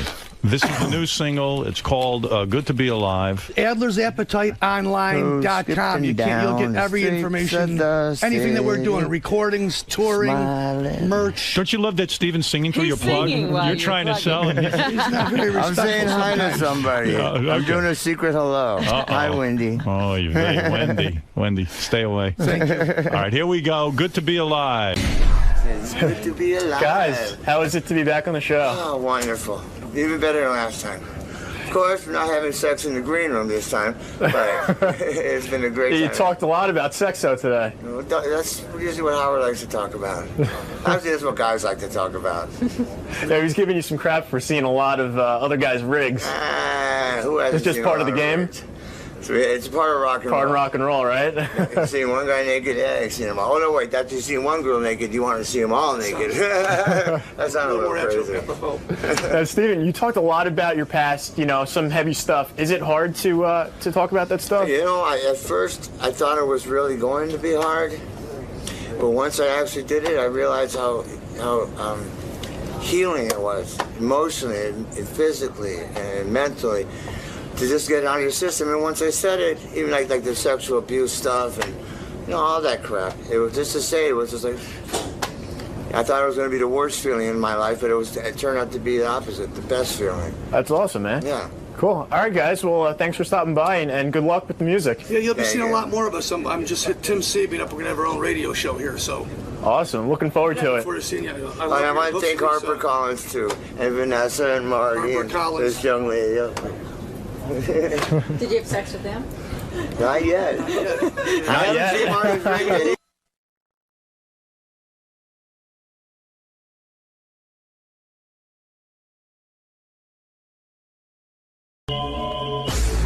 Are lined up in front of microphones. Yes. Well, we're doing a bit in a couple of days where some super fans are going to come in and battle it out for money. And they're going to go up against the crew here. And who's the crew here, Gary? It's you and Fred, right? And we need a third. Right. So we're looking for a third. I'll tell you how this came about. So we needed 3 of our guys to go up against 3 fans. 3 super fans. Of the Howard Stern Show. Okay. So Gary said, look, I know the most about the Howard Stern Show. It definitely should be him. I'll go up against the fans. They said, then everyone agreed that Fred should go up against the fans. I think with Gary, you've got a slam dunk, period. Well, we'll see. And if anything he doesn't know, maybe I can fill it in. So anyway, I think the third guy was John Hine. And then a lot of guys started going around the station going, why the fuck is John Hine the third guy? Or maybe Ralph even. Yeah. Well, a lot of people got really upset and said, you know what? I know more about the Howard Stern Show than John Hine does. I've been working here longer and I know shit. So I said to Gary, you know what? Let's test some of the guys. Okay. Let's find out. All of these guys say they know more? Yeah, and I'm going to ask each guy to go down the line, give their name, and say why they think they're such an expert on the Howard Stern Show. You got quite a lineup here. Yeah, here's the lineup right now. Go ahead, number 1. I've been a super fan, Howard. Who you are. What happened here? What's the matter? Nothing. Huh? What are you doing, Tim? Sal doesn't know shit. Sal doesn't even hear the directions. Yeah, Sal can't even get the... Sal, give your name and then say your... I'm Sal, I don't know shit. Let's move on. No, Sal, why do you think you're the... Well, obviously, I've been a super fan since 1987, back in the NBC days. Okay. I worked for you. So he was a super fan. I was. Number 2, give your name and give your, I'm Jim McClure. I'm a producer here. I've worked at WYSP since 1989, and then WJFK until 2002, 2003. And you think you know more about the show than Sal? I think I do, yeah. Yeah, and you think you'd be a better third to go with Gary and Fred against any super fans? I know a lot of stuff, I think. All right, very good. Number 3, give your name. Richie Wilson from Howard TV. And why are you so qualified? I won the last Stern Staff Trivia Contest. Ah.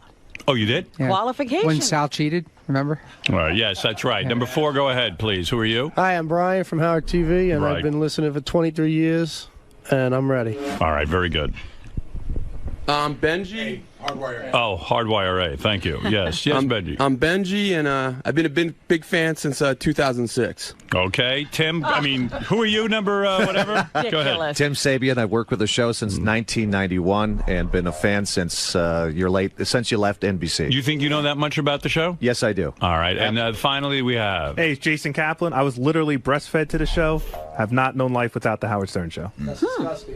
All right, very good. Self-breastfed. That's disgusting. All right, so what we're going to do is find the third that are going to be teamed up with Gary and Fred. So you got a little quiz? Very simple. I'm going to ask a question. If you get it wrong, get the fuck out of here. All right, it's an elimination. It's an elimination speed round. And by the way, I just want to say... Get out of here! ...that our good friend from the wrap-up show, John Hine, I think is being a bit of a baby, isn't he? Why? He refuses to participate in it. So this is the word I got. And again, I'm getting a second here, but this is how it was told to me. Yeah.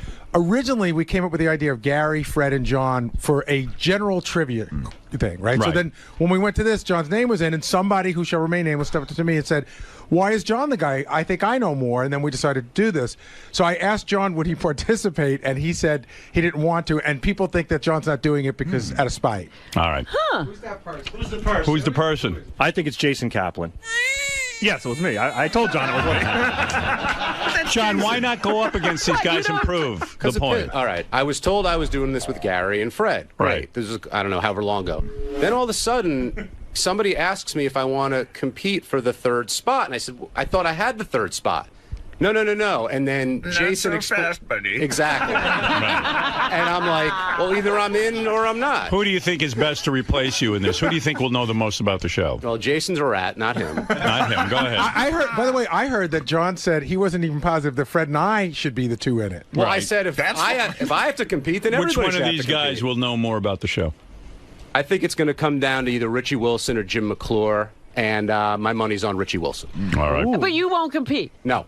Save your money. All right, let's find out now. Here we go, boys. I ask you a question. You get it wrong, get the fuck out of the studio. You are not going to be in the Big Superfan Challenge. All right, what's the first question? All right, first question. Sal, you're up first.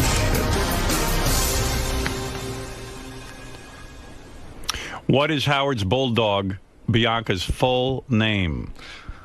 Bianca Rebecca Romaine O'Connell. Stamos O'Connell.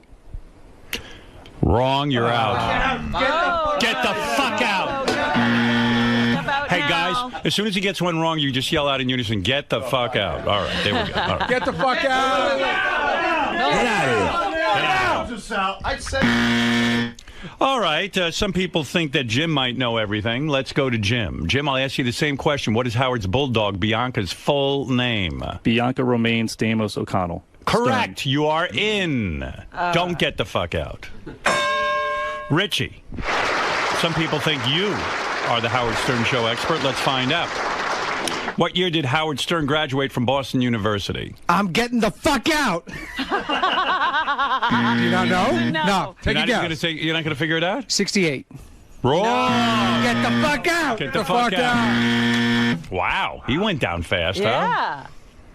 Bet you all the other guys are going to go down fast. Let's see Brian Phelan. Standing there like they're confident. What's the answer? What year did I graduate from Boston University? 1976. 1976 is correct. Yes. Benji, what football player did Stuttering John lose to in a foot race? Ooh. Happened here on the show. John challenged him. You were here. What? Say it. Get the fuck out. Everybody. Get out of here. Get the Herschel Walker. Get Wrong. the fuck out. Wrong answer. Goodbye, Benji. All right, Tim. You know what part of this isn't working? Where we all yell out in unison, get the fuck out. Yeah. Okay. When I hold up my hand, we yell out, get the fuck out. Okay. I don't like that. All right, let's go to Tim Sabian. What football player did Stuttering John lose to in a I got to foot take a race? stab at this. I think it's LT. Get the fuck out! All right. Take your headphones with you. Don't hand us the headphones. I don't want those. Leave those off. All right. Jason Kaplan, you're the guy who started this whole mess. Otherwise, John Heim would be in this already. What football player did Stuttering John lose to in a foot race? Was it Marco Battaglia? That is correct. We're down to 3 guys. All right. Back to Jim McClure. Back to Jim McClure. All right, here we go. Which celebrity guest won Jeff the Drunk a butt billionaire date with Tabitha Stevens? Ooh. And now, if you remember question. that show, we played a game called Butt Billionaire. And the celebrity was playing for Jeff the Drunk. I'm out. Get the fuck out. Jim McClure did not know. Now, hold on. And now what happens if these next 2 guys don't get it? Oh, that's right. Stay the fuck in. No, wait, get the fuck out, but go behind the screen. Yeah, right. Don't take the walk of shame. Brian? Can I have the question again? Okay. Which celebrity guest won Jeff the Drunk a butt billionaire date with Tabitha Stevens? That would be Mr. William Shatner. Correct. Wow. And Jim McClure can get the fuck out. Jim, get the fuck out. Jason, did you know that? Yes, I did. Okay, here we Well, go. you can say that now. Which future whackpacker was first discovered online at the release of Howard's book, Miss America? Oh. Jason. I believe that is Crackhead Bob. That is correct. Yes, so we have 2 people left in the contest. All right, Brian. Yes. What celebrity was Howard and the crew talking about when news of the attacks of the World Trade Center broke out? Pam Anderson. Correct. Oh, boy. Jason Kaplan, what title does Mike Ganji hold for Howard TV? Oh. Senior producer? I might need a ruling on this. It's not. I'm getting a ruling from. What do you say? Well, why don't you Here's ask the problem. Brian if he can get it right? Brian works for Howard TV. Yeah. All right, I'll just count the question. Is that senior? I'm going to say supervisor and producer. Yeah, that is correct. It's supervisor, but some people have called him senior producer. Right. I've heard the term. All right, so I'm going to let that slide. Thank you. Go to another question. All right, let's go to Jason. Jason, the onus is on you. What high school did Howard Stern graduate from? That's a tough one. Rockville Center? Oh, that is correct, but it's not. It's called Southside. So I knew that. yeah. So let's go to Brian, and Brian's going to finally. No, this is the final question. Yeah, There's if no, you get this right, you're the this is guy. it. What was the name of the black traffic reporter that Howard created while at WNBC? Mama Lick-a-Boo-Boo Day. Good enough. You're in. Nice. Jason, hold on. That was not quite the correct pronunciation. That's right. He said Mama Lick-a-Boo-Boo Day. He said Licka. Spell it out. It's pretty close. Mama Luca. Mama Luca Boo Boo. It's spelled Licka, though, no? No, Mama Luca Booble Day. Mama Liquor? You think it's like L-I-Q-U-O-R? No. He's not helping his case here. L-A-C-K-A, I thought it was spelled. Yeah, I'm giving it to him. Come on. I mean, give the guy a fucking break. Welcome to the team. Hey, all right. Let Brian Phelan in. Harry Belafonte's song. Come on, man. I got the right town. If you got the kind of spelling, can He we said go he one knew more? No, Southside but I High said School. Southside. I think these I guys said are- it's called You Southside. said it after No. Howard said Southside. Give All him right, you one want more to settle this? question. Here we go. You know, One more question. By the way, Here we go. Robin's right. When Jason didn't get it quite right, you should have thrown it to Brian to get it exactly. You're right. You're right. All right. I fucked up. I'm a bad game show host. You forgot your own game. All right. Okay, here we go. I'm going to give you a super hard one. Super hard. This is the I'll go to wheat Jason from the first. chaff question. Let go Jason first since you were doing better. Right. All right. Here we go. Howard Stern performed a spoken word opening to the song When the War Comes for which band's album, Jason? Blue Oyster Cult? That's correct. Did you know that one, brother? Yes, I did. All right. Another question. Here we go. All right, this is it. These are hard, by the way. Who did Baba Booey Gary replace when he started working for Howard Stern? Boy Lee. That's correct. Oh, geez. Look We at got you. a real runoff here. Okay. Here we go. This is it. You ready, Jason? Yes, sir. You think you can handle this? Yes, sir. All right. These are not easy. Been training my whole life for this. How old was Kenneth Keith Kallenbach when he died? I'm 36. What do you say, Brian? I'm going to say 30. You're both wrong. 29? 39. Oh, 39. Can you believe that? Wow. All right. Now we're still at this. All right, Jason, you're first. While interviewing a drunken Henry Hill, Lisa G thought he said, I want to come on your face. What was he really saying? Caramel macchiato from Starbucks, please. Not exactly. I want to come on, yeah. Brian's right. Uh-oh. What did Jason Brian say wins. wrong? It's I want a caramel macchiato. Yeah. You need the I want? All right. It's in the ballpark, though. You got to get another question. I think he didn't get it right. Caramel macchiato was the part that she screwed up. All right, all right. We'll give it to you. All right. I all right. agree. The judges agree. Caramel macchiato is the answer we're looking for. All right. You guys agree? Judges? I think I do, Fred. Yeah, I think caramel absolutely. macchiato is what you were looking for. Yeah. All right. I was looking for that I the want a key caramel word. macchiato, but Because okay. he goes, I want and that the disputed part was He said caramel caramel macchiato, or macchiato come on your from face. Starbucks. None of that was said. Caramel macchiato was said. Yeah, but not from Starbucks, and you didn't say I want. Listen, Gary and Fred just ruled on it. They ruled Nah, that he was definitely in the close enough. ballpark. Okay. Let's get a definitive question here. We're never going to be done with this. I know. Would you find a hard question? I want to throw them both out. Get the fuck out. All right, Jason, here you go. You're hanging on by a thread. Totally. In 2006, name the wife of the rock legend that let Howard touch her boobs.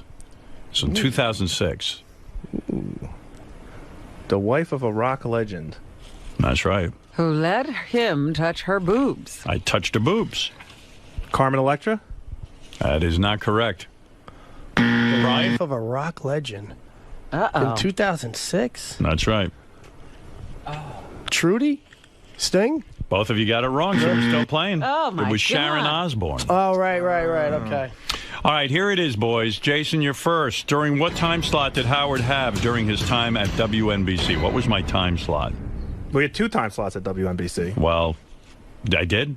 Weren't you on in the afternoon at first and in the morning? No. But they did move the show. No, there was one time slot. All right, then I'll say from 2 to 6 p.m.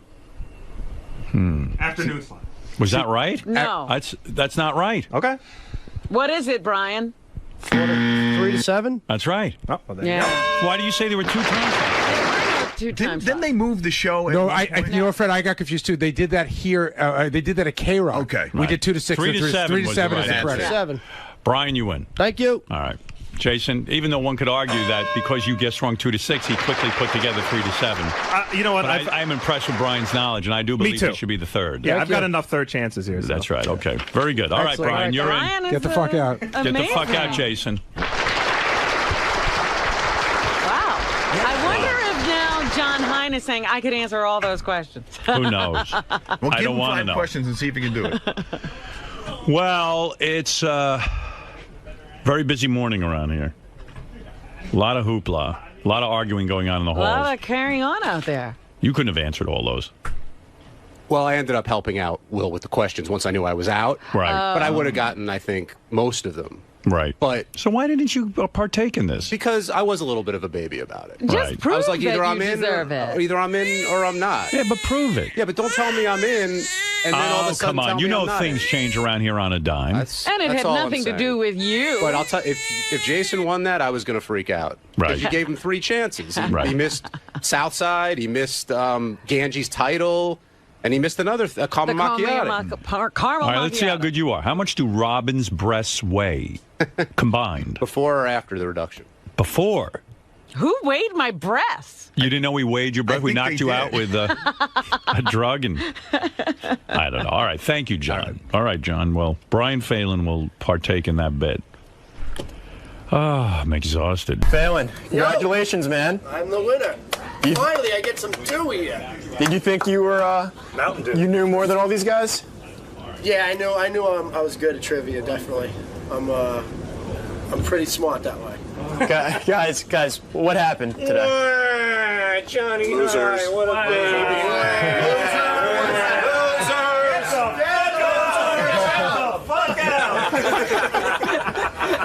Sal. Yeah. Sal, what happened, man? John's a little fucking bitch. That's what happened. You know? He should wipe his diabetes blood with a tampon, not with that stupid thing. Hey. No, but Sal, you're a huge Howard I came Stern close. What I threw in Rebecca. Yeah, I said Rebecca Romaine, Stamos O'Connell. Getting knocked out at the first question is not close. I'd like to knock you the fuck out right now. You know, what can I do? But Richie's a legend. He was the winner at the last contest. He was my biggest competition, and he got bumped out the first 2, so it wasn't easy. Do you guys think were the questions fair? Yeah, definitely. Yeah, well, the one about the Howard TV titles was a little unfair because of Richie and Brian working directly next to Ganji. I thought that was a little, but otherwise, yes, I thought they were very fair. And the 5 tries that you got after you got them wrong. Yeah, let's say fair enough for Jason to keep changing the answers every time. So Yeah. I didn't change the answers. The judges kept my answers. Good job, Benji. Good job. So, Benji. Yeah. What'd you think of the contest? Who's, I didn't even know, who's the stuttering John? They say I had to mark the stuttering. Give a stuttering. No, I love stuttering. Now let's go over to John Hein, and we'll ask him some questions to see how well he does. Yeah, come on, John. My first question to you, John, is what is Ray Stern's maiden name? That's GoToMeeting.com and the Shipman. Get the fuck out! Hey, ask your question. How do you spell Ray? Don't know. Get the fuck out! What were the core letters for Hartford, Connecticut? Don't know. Yes, you do. Come on. What a crybaby. I was upset that I was told I was in it, and then 2 weeks later, because Jason bitched about it, I was told that I had to compete for it. I think it's bullshit.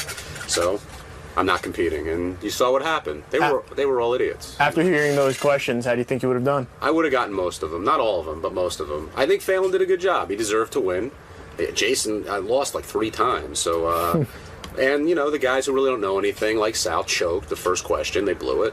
But, Choke on this. But, ultimately, it'll be a good team, and I wish them luck. And I'll have the pleasure of writing all the questions for the contest, and we'll see how good they really are. All right, Lisa G is here with some headlines. Then we got to get over to the Mel Gibson tapes, and then we got to get to some other stuff, too. Let's go to Lisa G. Lisa. Glassberg takes shits at work. What do you have for us from the Howard 100 newsroom? All right, Howard, after 27 years of giving himself shots of insulin 5 times a day, John Hines decided to get an insulin pump, just What's like that? Steve Brandano.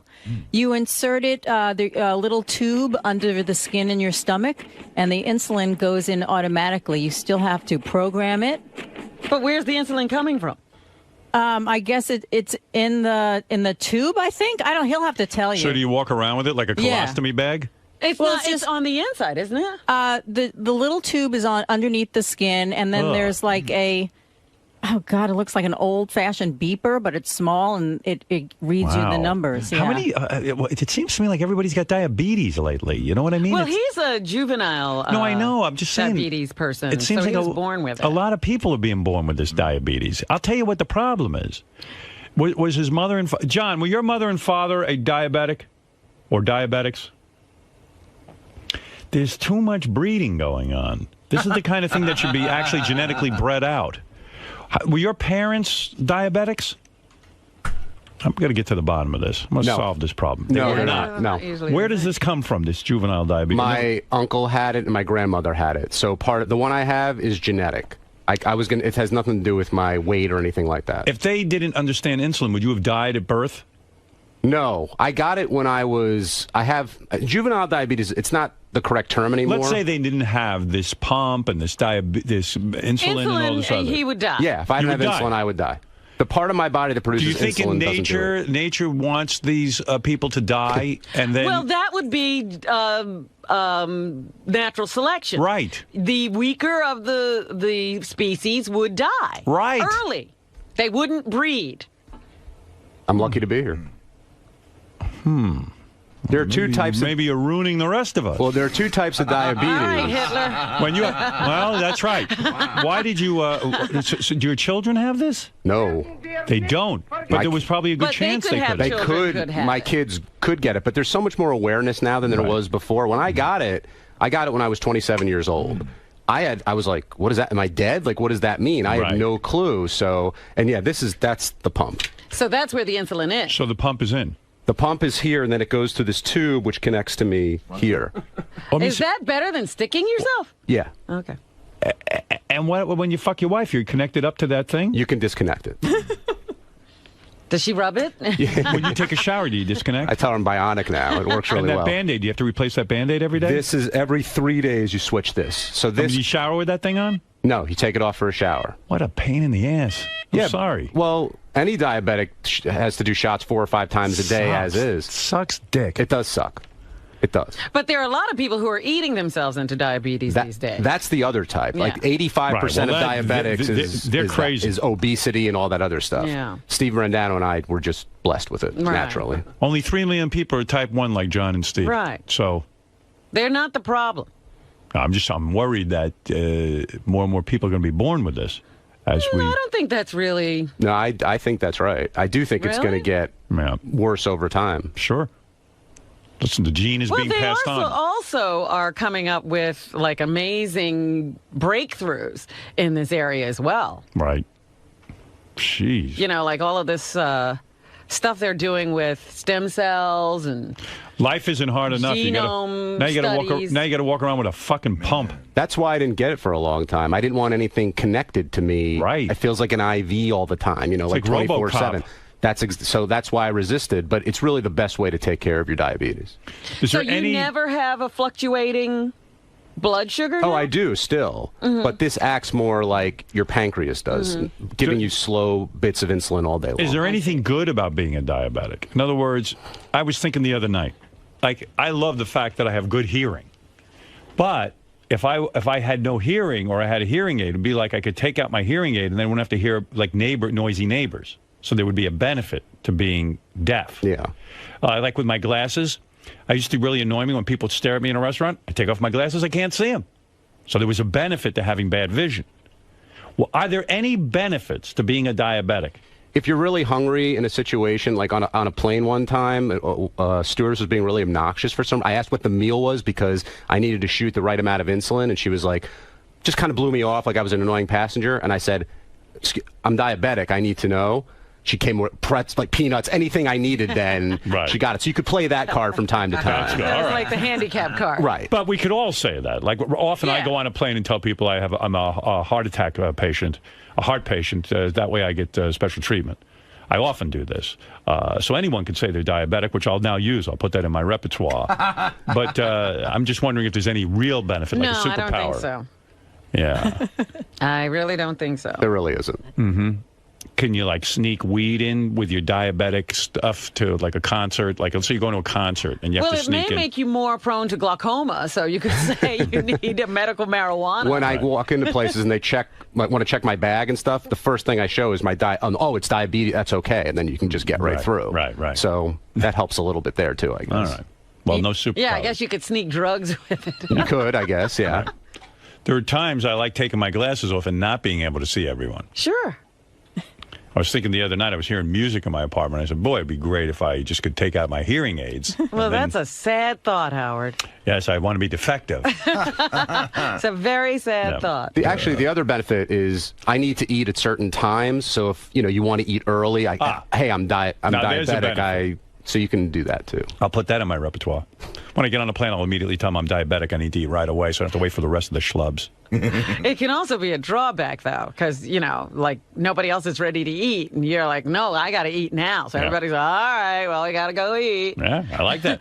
I like the world has to bend to my needs. All right, Johnny Boy, thank you for that update on diabetes. Lisa G., anything else from the Howard 100 newsroom besides John's diabetes? Yes, the Stern Show softball team has made the playoffs. Wow. This after a big win Monday night against what Captain Will Murray calls the best team in the league. The Stern gang came from behind with the help of a Lee Garowitz home run and a great catch from Jared Fox. The Stern team won 6-5 and gets a spot in the playoffs. Are you on the team? No. Any girls on the team? Yes. Wow. Who? Tracy's on the team. Tracy's the only girl? No, there's two or three other girls. You have to have a certain amount of girls, right? Yeah, I think Will said you have to play at least 3 girls a game. Apparently, their shortstop is amazing. It's a girl. Oh, all right. What else you got, Lisa? All right, Gary Delabate working hard over the weekend, putting the finishing touches on his upcoming book, They Call Me Baba Booey. Gary's editor asked for more texture and description, so Gary sat with his co-writer trying to remember more details about his past. Much of the book centers on stories from when Gary was very young, and he doesn't have many relatives left to help him with the details. And those that are still around didn't really know much about the family secret and what was really going on with Gary's mother. The final draft is due in the middle of August. Hey, Gary, that doesn't mean I have to read that thing again, does it? No. Yeah, I'm done. I did one reading, and I did that under protest. Yeah, no. In fact, I'll talk to you about it later. But you have no work left to do. Good. I mean, I read it. This time they're going to have someone read it to you. No. You like the audiobook? No, look, I read it. I had my comments, and I was fine with it. But just because you did a rewrite, I'm not sitting there again with that thing. No. In fact, as I told you, there's probably the only thing I would tell you is there's more stuff coming out that you'd be interested in. All right. Well, I'll wait. You'll tell me about it. I'll sit there and read again. I gave it to Beth. I said, "You read this." I said, "I don't know what to tell him about it." She started reading it. She read 2 pages. That was it. Oh, no. Yeah, so I'm trying to get other people to read it. Hocking me with that book. But they call me Baba Booey. This convinces me that everybody has a book in them. Everybody does. Yeah. That's what they say. I'm not convinced everybody does now that I read Gary's book. When I was at Record World, there was one fellow who used to come in there on a regular basis. See, I'm interested in the guy whose life was coming to the record. Yeah, his book I'll read. Oh, that's amazing. And then Baba Booey. And then I went to work at WLIR Radio. Baba Booey. Because Steve North got me the internship. And then I met with Nell over at WNBC because she was a friend of Steve's, and that's how I got the job there. See, it's networking. Yeah, that's what Gary's showing you. It's networking. And then he's with these jobs, one job more horrible than the next. And then the big prize is he gets to work here with us. That's the happy ending. And now I'm the producer of the Howard Stern Show. Whoop-de-doo. He's got some background, this guy. Yeah, they always say, everybody has a book in them. Yeah, I mean, there's whole courses now in some schools where, people go to learn to write their autobiography. But you want to know something, Robin? What? Not everybody has a book in them. Not everybody should put it down. Yeah, right. No one. No, it's a complete misconception. But being the producer on the Howard Stern Show, you have to have a book in you. Yeah. Then Fred made me dress up in a suit for my interview. That is the best. After Fred busted my balls Bolf came in and he said, all right, Gary, you have a job. Don't give away the book. But wait, I read the whole thing. But Howard said to me, you have a month probation. Well, every day I showed up and did a good job. At the end of the month, I said to Bolf, do I still have my job? And Howard looked at me and said, what? Why are you bothering me? So the goofing started on day one. Day one. And he goes, yeah, you have your fucking job. Everybody now knows the story of the famous tapes where I tried to seduce my old girlfriend, Nancy. But what they don't know is I was really hurting inside. Oh, dear. There's a whole chapter on those tapes. So I assume you're not writing the forward. No. Well, I'll tell you what, people will buy it, though, because they ain't going to believe it. Wait till you... You gotta read it not to believe it. Robin, I'm giving you homework. And everyone I'm giving homework. Buy Gary's book, read it, and I want you to underline 5 of your favorite, most fucking ridiculous passages. I can't wait. Yeah. Wait till you see this. And then... And everybody can get in on this. And my life started to change when I joined the wrestling team. Did you know I was voted most popular high school? I was a high school athlete. Yeah. And everything started to change. What started to change, you fucking loser? What changed? Everything Does he write about when he discovered he had bad teeth? Yeah. There's a whole thing about that. I still haven't discovered that. Many people don't know this, but my mother took tetracycline when I was in utero, and then my teeth came out green. Then it's just Adelphi years. Uh-huh. A lot of people don't know this, but I went to Adelphi, but I could have gotten into University of Texas. I'm like, what the fuck? Who cares where you went to college? How dare you? Telling a story. Wait, people are going to love this book. This, to me, is the greatest book ever written. It proves that not everyone has a book in them. You know, I was watching that show, CBS Sunday Morning, and Beth passed out when she read it. I had to give her insulin. She's now a diabetic from your book. She got low blood sugar yeah, from my book? They did. I said, honey, you going to read the book? She goes, no. Meanwhile, I said, it's the greatest. It really is a great book. Thank you. We are going to have fun with this book. This book is so much fun. Robert, I think I'm starting to understand how you felt when Jackie started doing interpretive readings from your book. Oh, no, that ain't nothing. Oh, that was plenty. That was... Oh, my God. I would have hit him, by the way. Chapter 8. Jackie had such life in him at that time. He was like, I've got material. Chapter 8. How my life would have changed if I went to University of Texas. Did you know I was most popular in high school? I did not. Many people will not believe it. But once I was on wrestling, I became very, very popular. You know what's funny about you? You're an interesting person. I'll tell you why. Why is that, Gary? You can't remember anything. Right. But this you haven't missed a fact yet. You know, they gave me the IQ test. I didn't want to tell you this. And they asked me to retain everything I read in the last book I read. They couldn't believe the retention level. Yeah, your retention's amazing. You're like, Gary, I can't remember this, but this you fucking remember. This book, forget about it. I'm summa cum laude in Baba Booey. Yeah, you know what that tells me? It tells me you were entertained. Oh, yes. I'm giving it a big thumbs up. I told you. And I read the abbreviated version. Now they're coming out with a new version. Yes, what I read, I don't know. This is the more intense version we're getting. And I'll tell you this. I will buy a copy of the book, and I will underline my new copy of the book. And I will do interpretive readings from the book. Good. It's gonna take me through the last month here. When's it coming out? Yeah, we November gotta get this 2nd. soon. Perfect, because I'm leaving in December. Perfect. Oh, my God. I'll have a whole month. We only have a month with this book? We'll have a month, and I'll say my farewells. You know, at this rate, guess what? I don't have to prepare for a whole month for this show, because I'm going to have all the material I need. Maybe I'll just bring in the book. I might have to push the date back. To like December 20th. Right.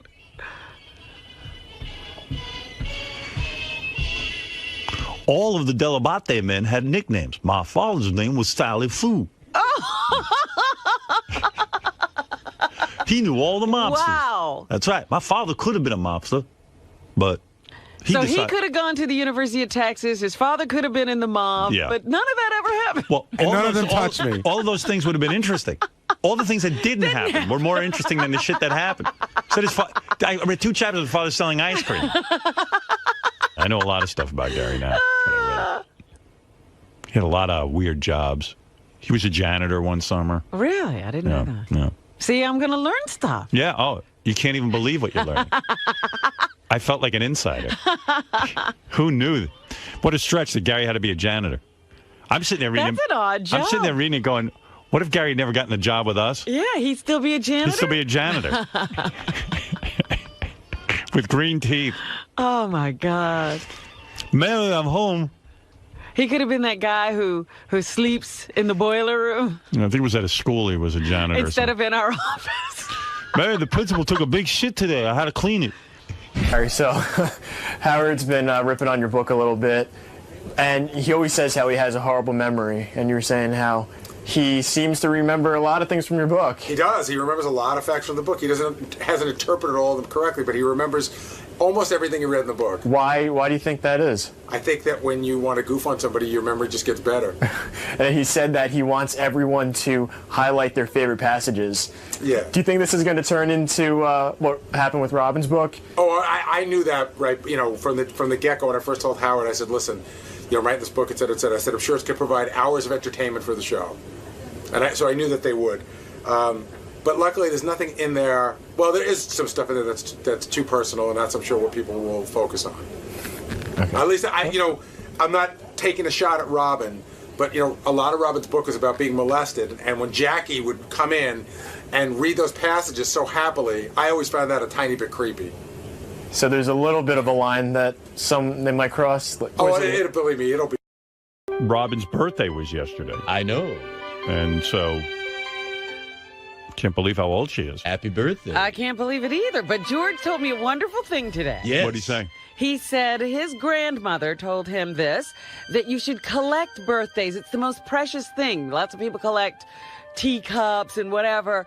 Collect birthdays. And he said his grandmother collected 105 of them. She was a really good collector. That sounds really odd, what he told you. I want you to collect your birthday. What the hell are you talking about? Yeah. The most precious thing. That's what she said. The most valuable What is she thing. talking about? Birthdays. She collects birthdays? That doesn't make any sense. Well, I mean, I love your grandmother, but what the... So many people are afraid of birthdays. Yeah. They're fearful, and they quietly tiptoe past them. She said that's to be celebrated. It's a wonderful... Yeah, but I mean, she's just putting a spin on something that, But it's that attitude that's important. to say it's a bad thing. And then you encourage George by telling him you like the What advice. am I going to say? I have her genes going through me. I intend to be around. Nothing better than being stuck in an elevator with George as he's giving you his homespun advice from his grandmother. Let me tell you something. Make sure you collect your birthday. My grandmother taught me a philosophy. Let me tell you about my grandmother. Do you have some time? I'm going... That's floor 1, floor 2. He's still going about it. Oh, is that why your eyes were on that? Good thing we have 36 floors because Grandma Takei has so much wisdom. No, it's my Grandma Nakamura. My mother. Grandma Nakamura has such...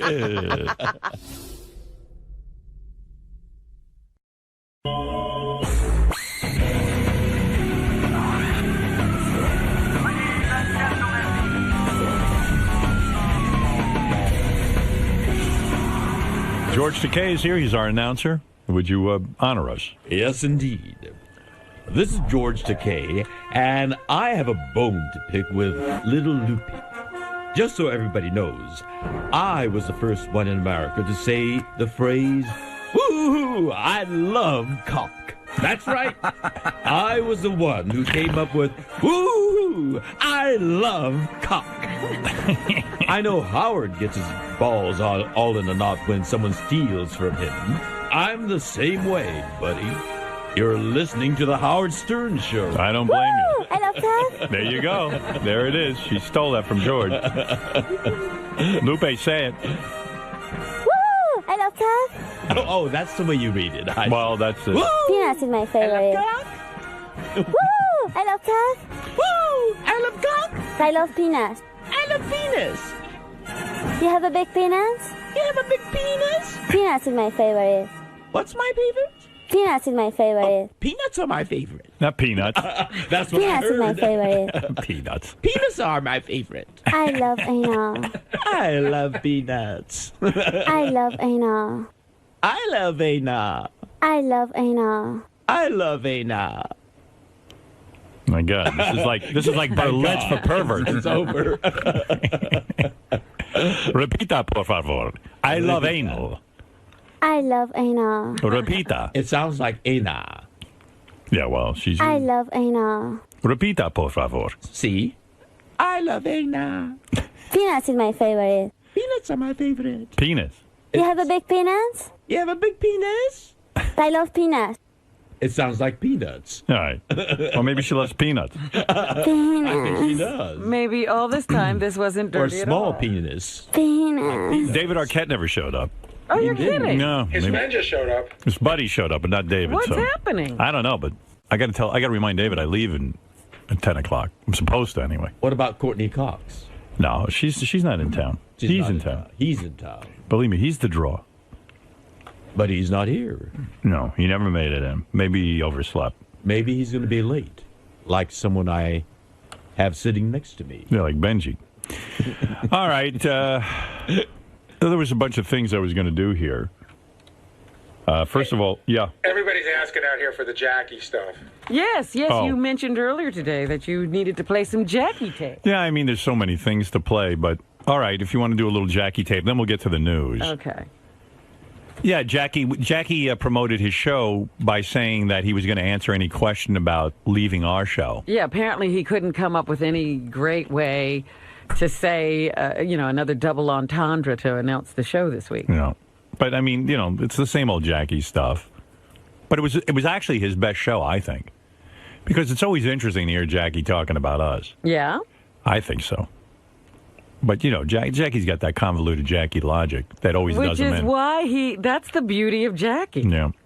I mean, it's very simple. Jackie needed to... It's the best thing ever happened to me. I had to get off alcohol. Like, you need to be off the show to get off alcohol. Getting up early, you can't stop drinking. In fact, if you get up early, it's more reason to stop drinking. I didn't want more. I mean, I wanted some more money, but it wasn't unreasonable. But it wasn't unreasonable to him. All that kind of stuff. For him, it wasn't unreasonable.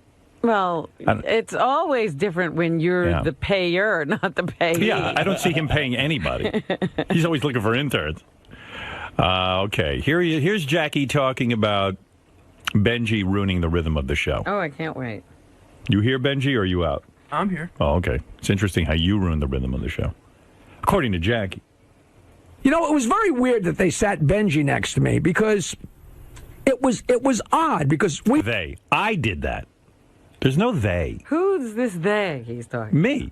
He never can say my name. You'll see it. It's a common theme throughout a lot of this Jackie stuff. It's me. I'm the one who decided to put Benji in the studio. We had the perfect show. We had the perfect show. Listen, so this logic is terrific to me. Listen in. It was like it's like putting an extra guitar player next to Paul McCartney. No, I'm making a joke. But and then Alex, so he's Paul McCartney. No, it's more like we have a show that does comedy, and I found a guy who's a good comedy writer, and I'm adding a comedy writer to the show. And I wanted him to experience being in the studio. That would be like Fred saying that when Jackie came, he ruined the rhythm. Well, yeah. You know what we should do? We should bring Jackie back on the show and then tell him he ruined the rhythm of our show. Kick him out. Have Benji fire him. At this point, I think Jackie would agree to any terms to come back to our show. I'm going to make Benji his boss. Had the perfect rhythm and the perfect everything, and I was writing the perfect rhythm and the perfect everything, according to him. Maybe I didn't think so. Jokes on the fly, but not only was I writing jokes on the fly, but Fred was writing jokes on the fly and handing them to me. So I was writing jokes, reading what Fred wrote, deciding... Wow, what a hard job. He's on the verge of saying, I was ruining the rhythm. Yeah. Why were you the bothering words are on him? his lips, and I think they've actually come out sometimes. Where it's like, you only got in the way when I wrote those things because I felt like sometimes it might have been a duplication of what I said. Oh, we were already past he gave me that rap a couple of times, and I said I wasn't interested in it. I know. I said, Fred's going to write, and that's it. You know what? It's like, God bless Jackie. I love the guy. And contrary to what all the people in the audience say, I'm not standing in his way of coming back on the show. He wants to come. If Howard wants him here, oh, he talks about that. Don't worry about it. It's coming up. I can't wait. Between the two, putting them up, and we had a perfect rhythm. It was clockwork. It was Tinkers, Devers to Chance, to quote from the new baseball or the old baseball DVD series. That's unbelievable. But we were a perfect team. Imagine. And what Benji wrote, or what he writes, is funny as hell. But it's like if somebody was sitting next to Fred, if you were sitting next to Fred and said, here, try this sound effect, I'm sure it would be great. But Fred's busy deciding what sound effect and putting it in. And if you're going, what about this one? And he's got to decide which of the two, it slows things up. So now, instead of just Fred, I got what I'm writing. I'm listening. He's yelling. I don't even know why he'd want to come back with all this difficulty. You ever hear such nonsense? I'm expecting him to say, you ruined the rhythm of the show. Yeah, well, yeah, that's kind of it. Believe me, I ruined the rhythm of the show. Listening to Howard while I'm writing, I'm deciding between what I wrote and what Fred wrote. Now I'm deciding between what I wrote, what Fred wrote, and what Benji wrote. Well, imagine when I'm trying to talk and you're throwing up all these notes. That does not ruin my rhythm. So I got my hand. There was no reason to have him, and I think whoever sat him there. Me. Whoever. Like, who put somebody on our show? Like on the Howard Stern show, who do you think puts people in the studio? Who does that? Whoever sat him there. Whoever sat him there. Like, is he serious? Oh, my God. As serious as a heart attack. I love that. Whoever sat him there. I sat him there. Sat him so it'd be like, you see how easy replaceable? Imagine if somebody's sitting next to him. And now, there's the Jackie paranoia. I love listening. This is what brings it all back. Jackie had said that to me a couple of times. They're trying there. It's me. I'm trying to teach Jackie a lesson to show you how easily I could replace you. That never even occurred to me. I just liked Benji. Benji had been interning here for a while, and he'd been working for us for a while, and I liked what he was doing, and I thought, well, maybe he can add something. I was trying to teach him a lesson. He got off. It's going to be how easy it is to replace him. It had nothing to do with it. Him. Wasn't looking to replace him. We offered him a boatload. We offered him a boatload of dough to stay. No, but you could be reading into that, though. It would be like, there was deciding between what I wrote, what Fred wrote, and what Benji wrote. So I got my hand. There was no reason to have him, and I think whoever sat him there, sat him so it'd be like, you see how easy replaceable? Imagine if somebody's sitting next to Rob. No, but you could be reading into that, though, because you don't know exactly why they said it. No, I'm not, whether I'm reading into it or not. The point is, there was no reason. It's not like there was no reason. In other words, in Jackie's mind, everything was perfect. There was no reason. Yeah. But maybe in my mind, it wasn't perfect. Although if it was perfect, why'd he walk away? No, he's saying the show was perfect. Why would I put Benji there? In his opinion, the show was perfect. I never think the show is perfect. I look to improve the show. We didn't have enough jokes. Imagine somebody saying to Robin, no, don't do this news story. Do this news story. She's perfectly capable. Nobody told him what to write. No. I just wanted more jokes.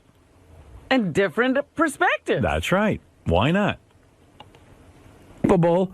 Nobody ever said, well, the show's not funny enough. Let's kick it into gear. Nobody ever said that. How about I said that? Maybe it could be funnier. Yeah. Maybe we're sitting here number one in New York with an 8 share. Maybe we can pump that to an 11 or a 12. Who knows where we could go? Turns out Benji didn't pump it up at all. Jackie probably was right. That's right. And nothing against Benji, but it was just an odd... Nothing against Benji.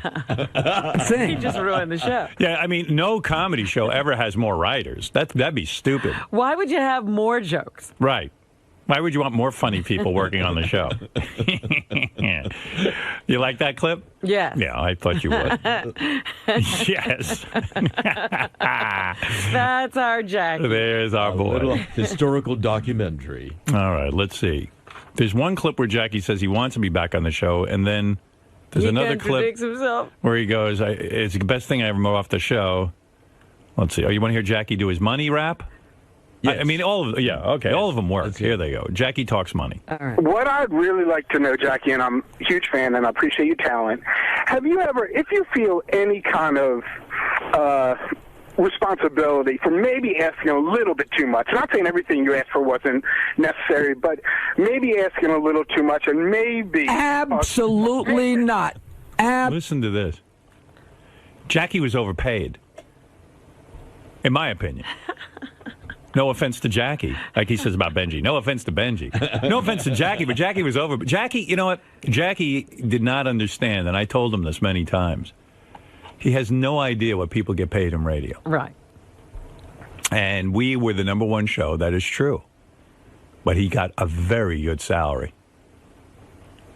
And quite frankly, Mel was very generous with him. Very generous. He should have taken the money and ran. And I told him that. I said, you're blowing it big time. Absolutely not. I don't know what you think I asked for, but what I asked for was not enough. There are guys running major morning shows that don't get a third of what Jackie gets. I'm telling you. I know what people get. To break the bank. And I made a firm decision that I wasn't going to discuss numbers, but I'm sure whatever you think it was, it's nowhere near what you thought. What I asked for was absolutely fair. Absolutely fair. To him. But what is fair? Well, Jackie knows what's fair. You know how Jackie is. He knows everything. What I asked for was absolutely fair. They were getting a bargain, quite frankly. The point is, it was more than they thought I should be paid. And it was, They. Those people. The they. There's no they. So I guess it was too much as far as they were concerned, but it wasn't like I'm asking for so much money because I want to lose the job. It was like I drew a line. I think the same people that put Benji in the studio, they figured this out, too. Well, I love this. He drew a line in the sand, even though it wasn't all about money. He did draw a line in the sand. Well, he used to say, I'm a hippie. I don't even care about money. Right. But here's what you're paying. Stand for myself. And the bottom line is...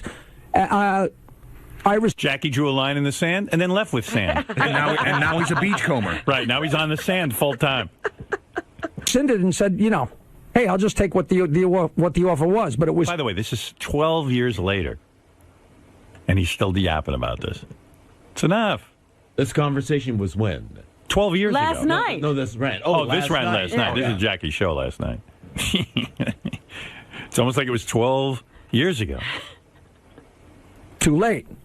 But no, I didn't ask for way too much. That is the honest to God truth. I've never ever said to myself, gee, I should have asked for a little less because, it wasn't too much. Wasn't it kind of a process and you were kind of at that point where you what happened is we went back and forth twice. Oh, yeah, he's yelling.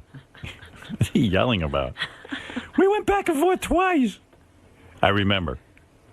Jackie made his demands. They came to me and said, look, we're not paying it. You better fucking man up and get rid of this fucking guy. We're not paying him. I said, come on, give him another conversation, please. He doesn't know what he's doing. He'll come to his senses. I felt bad for him. I knew he was committing career suicide. I felt bad for the guy. Call me a sap. He got back on the phone with Tom. Not fair. Tom said, okay, we're done. Goodbye. And offer off the table, I am not hiring you. I don't care who goes to bat for you. I don't care if Howard comes to bat for you. I don't care if Mashiach himself lands on the earth. He's back. He ain't coming back. If Mashiach said, we want Jackie back, Tom. Mashiach, F you. He's not coming back. I'm not kidding. So that was it. I mean, and then he calls back a month or so later, and he goes, all right, I give in. I'll take it. He calls me. I'm going to take it.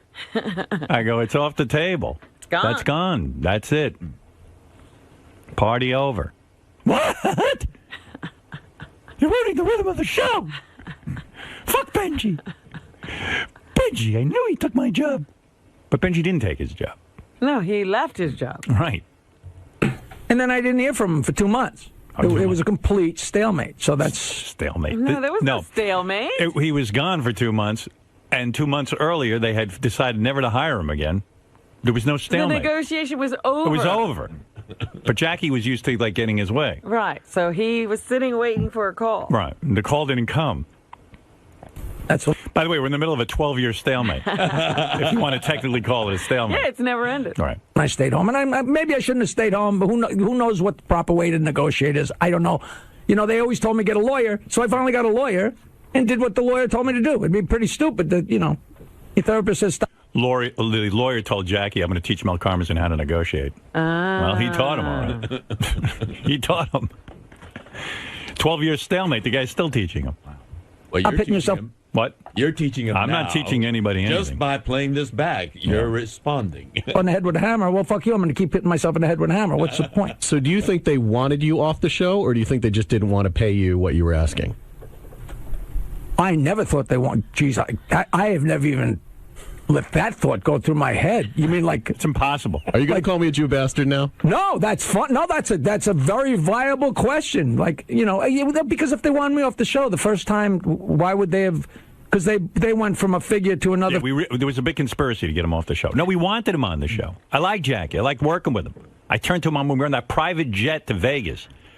We're coming home, actually, from Vegas. And I said to him, we're sitting there eating steaks, lobsters. Jackie was schnurring everything he could into that fucking handbag, his beach bag he carried. He's carrying food home from the plane. Bottles of champagne, you name it, in that fucking bag. What a schnurrer. I said to him, Jackie, where are you ever going to be treated like this? Oh, I don't care. I don't care, right? I can get along without any of this. I mean, if they're not going to give me what I want, I'm saying fuck you. I was like, hey, vey, as he's shoving the endless freebies into that beach bag. It was a magical beach bag, like Felix's bag of tricks. It never got overstuffed. It was bottomless. Yeah. Robin, I saw cases of water, champagne bottles, chickens, bluefish, all in that bag. It was bottomless. I mean, it was unbelievable. Figure to another figure, so they moved twice. I mean, they were incremental, but so it was a process. It was a process for about 5 minutes, and then it stopped. And it just got too ahead. And but if it wasn't like, here's what we're offering, take it or get the hell out of here, and you know, and it certainly was insulting. You know, what my salary was to begin with wasn't insulting. You know, I mean, it was a lot of money. It was a lot of money for a guy on the radio. It just wasn't a lot of money for a guy in the Beatles. I know everybody's sick of that. I love him, though. I do. I love this guy. Listen, I gave him a show on Howard 101 because I like him. Yeah, and you know, here's the tape from that show. That's why I like him. I got tape. I still can't believe that this guy doesn't have a thought process. He's a bright guy. I'd love to give him an IQ test. I guarantee it'd be high. But when it comes to common sense, there isn't any there. I hate to say it. I've told him that to his face. I said, Jackie, you got to put my brain in your head. You don't want your brain. You can't even add. Benji, you should start sitting in on Jackie's show and ruin the rhythm. You imagine you were clinging to the that flight to Vegas. Benji was clinging to the wing. They wouldn't even let him. We wouldn't even let him sit in the plane. Jackie thinks that Benji ruined the rhythm. I think Benji sat there quietly, wrote 6, 7 lines, right, and put him up there. Benji's trying to steal his job. Well, here, Jackie. You want more, Jackie? Sure. All right. You know I'm fascinated by the Jackie logic. Wants to be back on the show. Have you ever just went in and maybe just tried to make amends with Robin, because she seems to be the one that's really get you back on? We had a Christmas party. And everybody could. I had a Christmas party, and I invited him. We had a Christmas party. That's the Jackie mentality. What we? White man? There's they, there's we, and none of it's right. It's me. I threw a Christmas party that I paid for so my staff could have a Christmas party. Yeah. What is this we had a Christmas party? All right, maybe I'm reading too much into it. Did we marry Beth, or did I marry her? Have you ever just went in and maybe just tried to make amends with... I know Jackie didn't even like when I was dating Beth. Really? Well, I started dating her right toward the end of the relationship. I mean, he would never consciously admit this, but I had him over when I was using Dominic for his house. Yeah. Using Dominic for his house. Well, I was there, and remember I went to let Dominic stay at his own house? Right, yes. I took it over. Yes. Jackie came over one time by the pool. And he got a load of Beth. Then he'd always say to me, "Say hello to your beautiful lady." And I knew what that meant. Uh-oh. That was trouble. I knew he'd get jealous. Mm-hmm. Say hello to that give a kiss to the beautiful lady. I want her. I want her. He wanted to negotiate her into right. You're ruining my life. I want your life. I want your money. Oh. Say hello to your beautiful lady. Hey, Vay. Robin, because she seems to be the one that's really. So he put out the theory that you're really the blockade, Right. Yeah. you know, to his happiness. Get you back on. We had a Christmas party, and everybody couldn't have been nicer. Robin said to me, why haven't you called me to go to dinner? And I was like, from what I hear... You on acid? You want to go to dinner with Jackie? He says, are you ever going to go have dinner with me? Yeah, oh, okay, that's different. Because I can't imagine you wanting to have dinner. I had to go to dinner with Jackie twice. Listen, Howard, let's get down to business. Reason for my dinner, I mean, of course I want to see you. I miss you. Yeah, right. I've been thinking, I'm enjoying doing the radio show. And I don't know if you want me on more nights, but if, I'm finding that I really like being the lead guy, the host.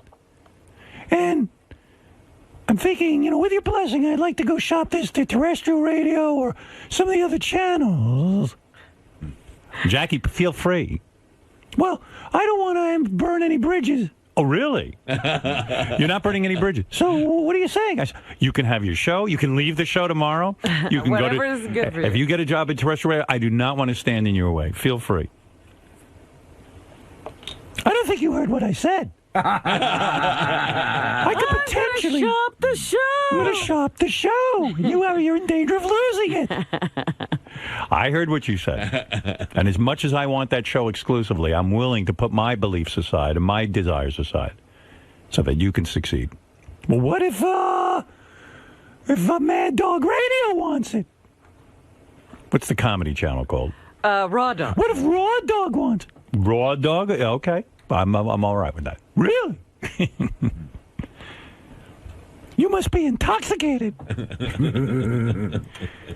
You would never want to go to dinner with me, and she actually Facebooked me like a. Is that true? She Facebooked me like a month or two ago. Did you Facebook him? Yeah, What are you, crazy? I was looking in some, Jackie was a mutual friend of somebody. I was like, oh, there's Jackie, and I friended him. Yeah.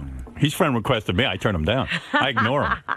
And I actually asked her a question to make sure it was her. I asked her a question that only she would know the answer to. Identity proof? And she wrote back, yeah. And she, what street you grew up on. And she wrote back the right answer.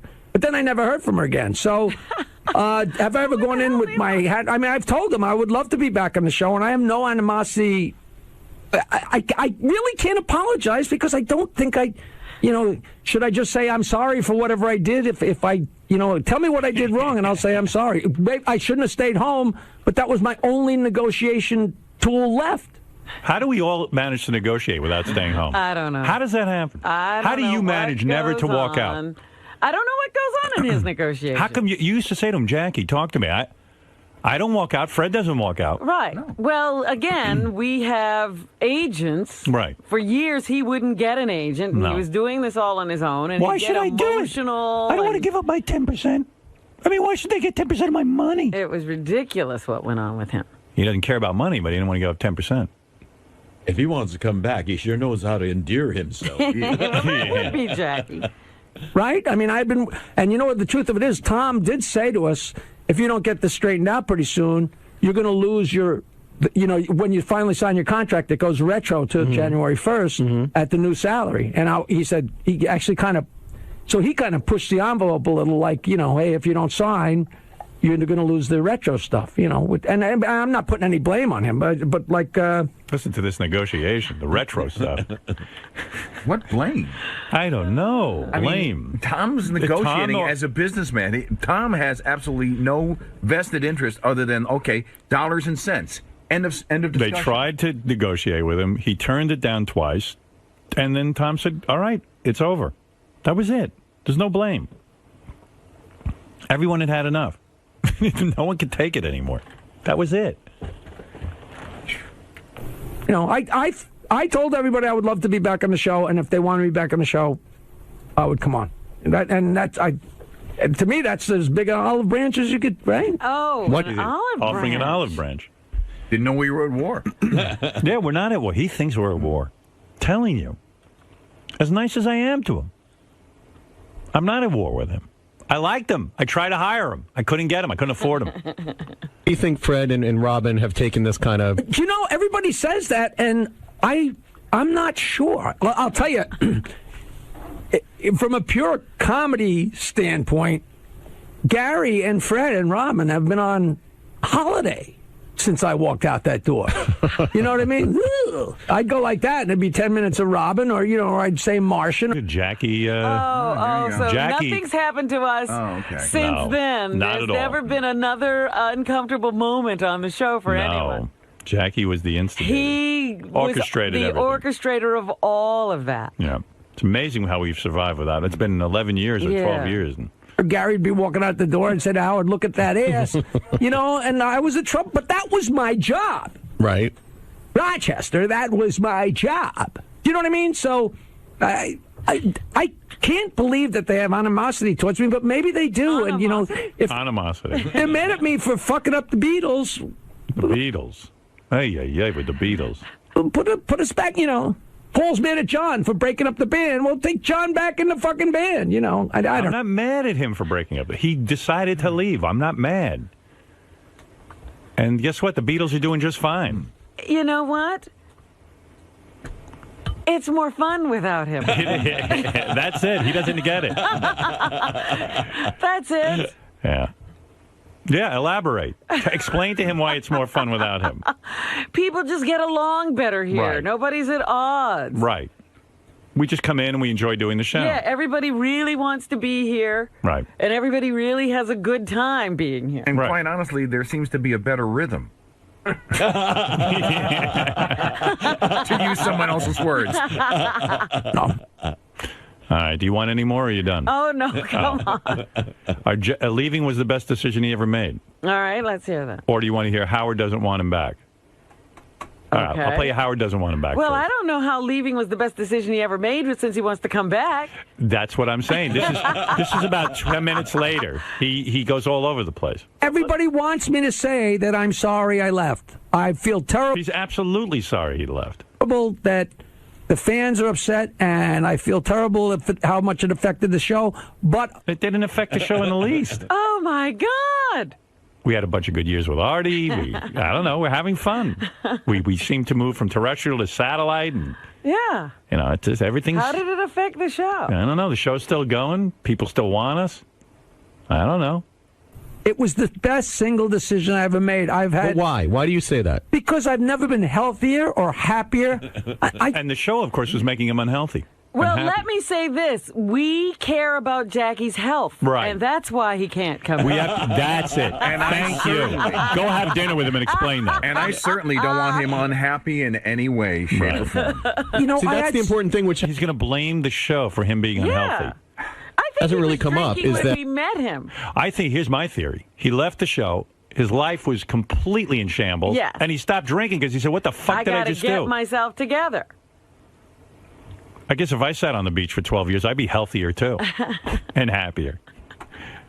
No, because You were nobody drinking and all that believes stuff. it. You know, it was like one of those dominoes things where I would have never got divorced. I would have never quit drinking. And that's nobody's fault. That's my own fault. But I knew I was caught in the golden handcuffs. Well, Jackie, why don't you just stop working weekends? Because of dangling money that any comedian that ever worked for. Well, now no one's dangling money. That happened, Right. too. So that was a problem. That's gone now, too. Yeah. Everything's been solved. In other words, he was tired and burnt out. So instead of giving up his weekend gigs, He gave up his job. he gave up his job, and now the weekend gigs are gone. $20 a night is not going to turn down $20,000 a night. They're just not. And other comics totally get. I thought you didn't care about money. That. So some of it was self-preservation. It really was. I knew I had to quit drinking eventually. But those are my own demons. I don't put that on anyone. I don't. All I say. Sounds like you're putting it on us. My whole thing is, it was my right to make a decision. I made the decision, and I lived with it. No, we made the decision. Bullshit. You were lobbying for more money. You didn't get it. You It blew stayed up in away. your face. And then 2 months later, you wanted your job you back. decided that it was a great decision. You didn't make a decision. You were staying. I told Jackie if he wants to be a great broadcaster, I did tell him this at dinner, you got to come clean and be honest. Yeah. That's not an honest answer. It's like Ellen DeGeneres saying she didn't want to judge people. Yeah. She wants to judge people. She just was lousy at it. Yeah. She won't admit it. Jackie wanted to keep this job. Right. He blew up in his negotiation and ruined it. That's right. And so now he decided to leave. Right. It's the best decision he ever made. And I've just really enjoyed my life for the last 8 or 9 years. And I know people don't want to hear it. But it's been 11 years. He's been gone 12 years. He's been gone 12 years and he's enjoyed 8 or 9 of them. All right. That's not a bad That's average. not a bad track record. But that is the gospel. The gospel, according to Jackie. So, all right, here's the last one. Oh, God. This is, he figured out that I don't want him back. In all truth be told, and I think anybody in here would agree with me, if he wanted me on that show, I'd be there. That would be me.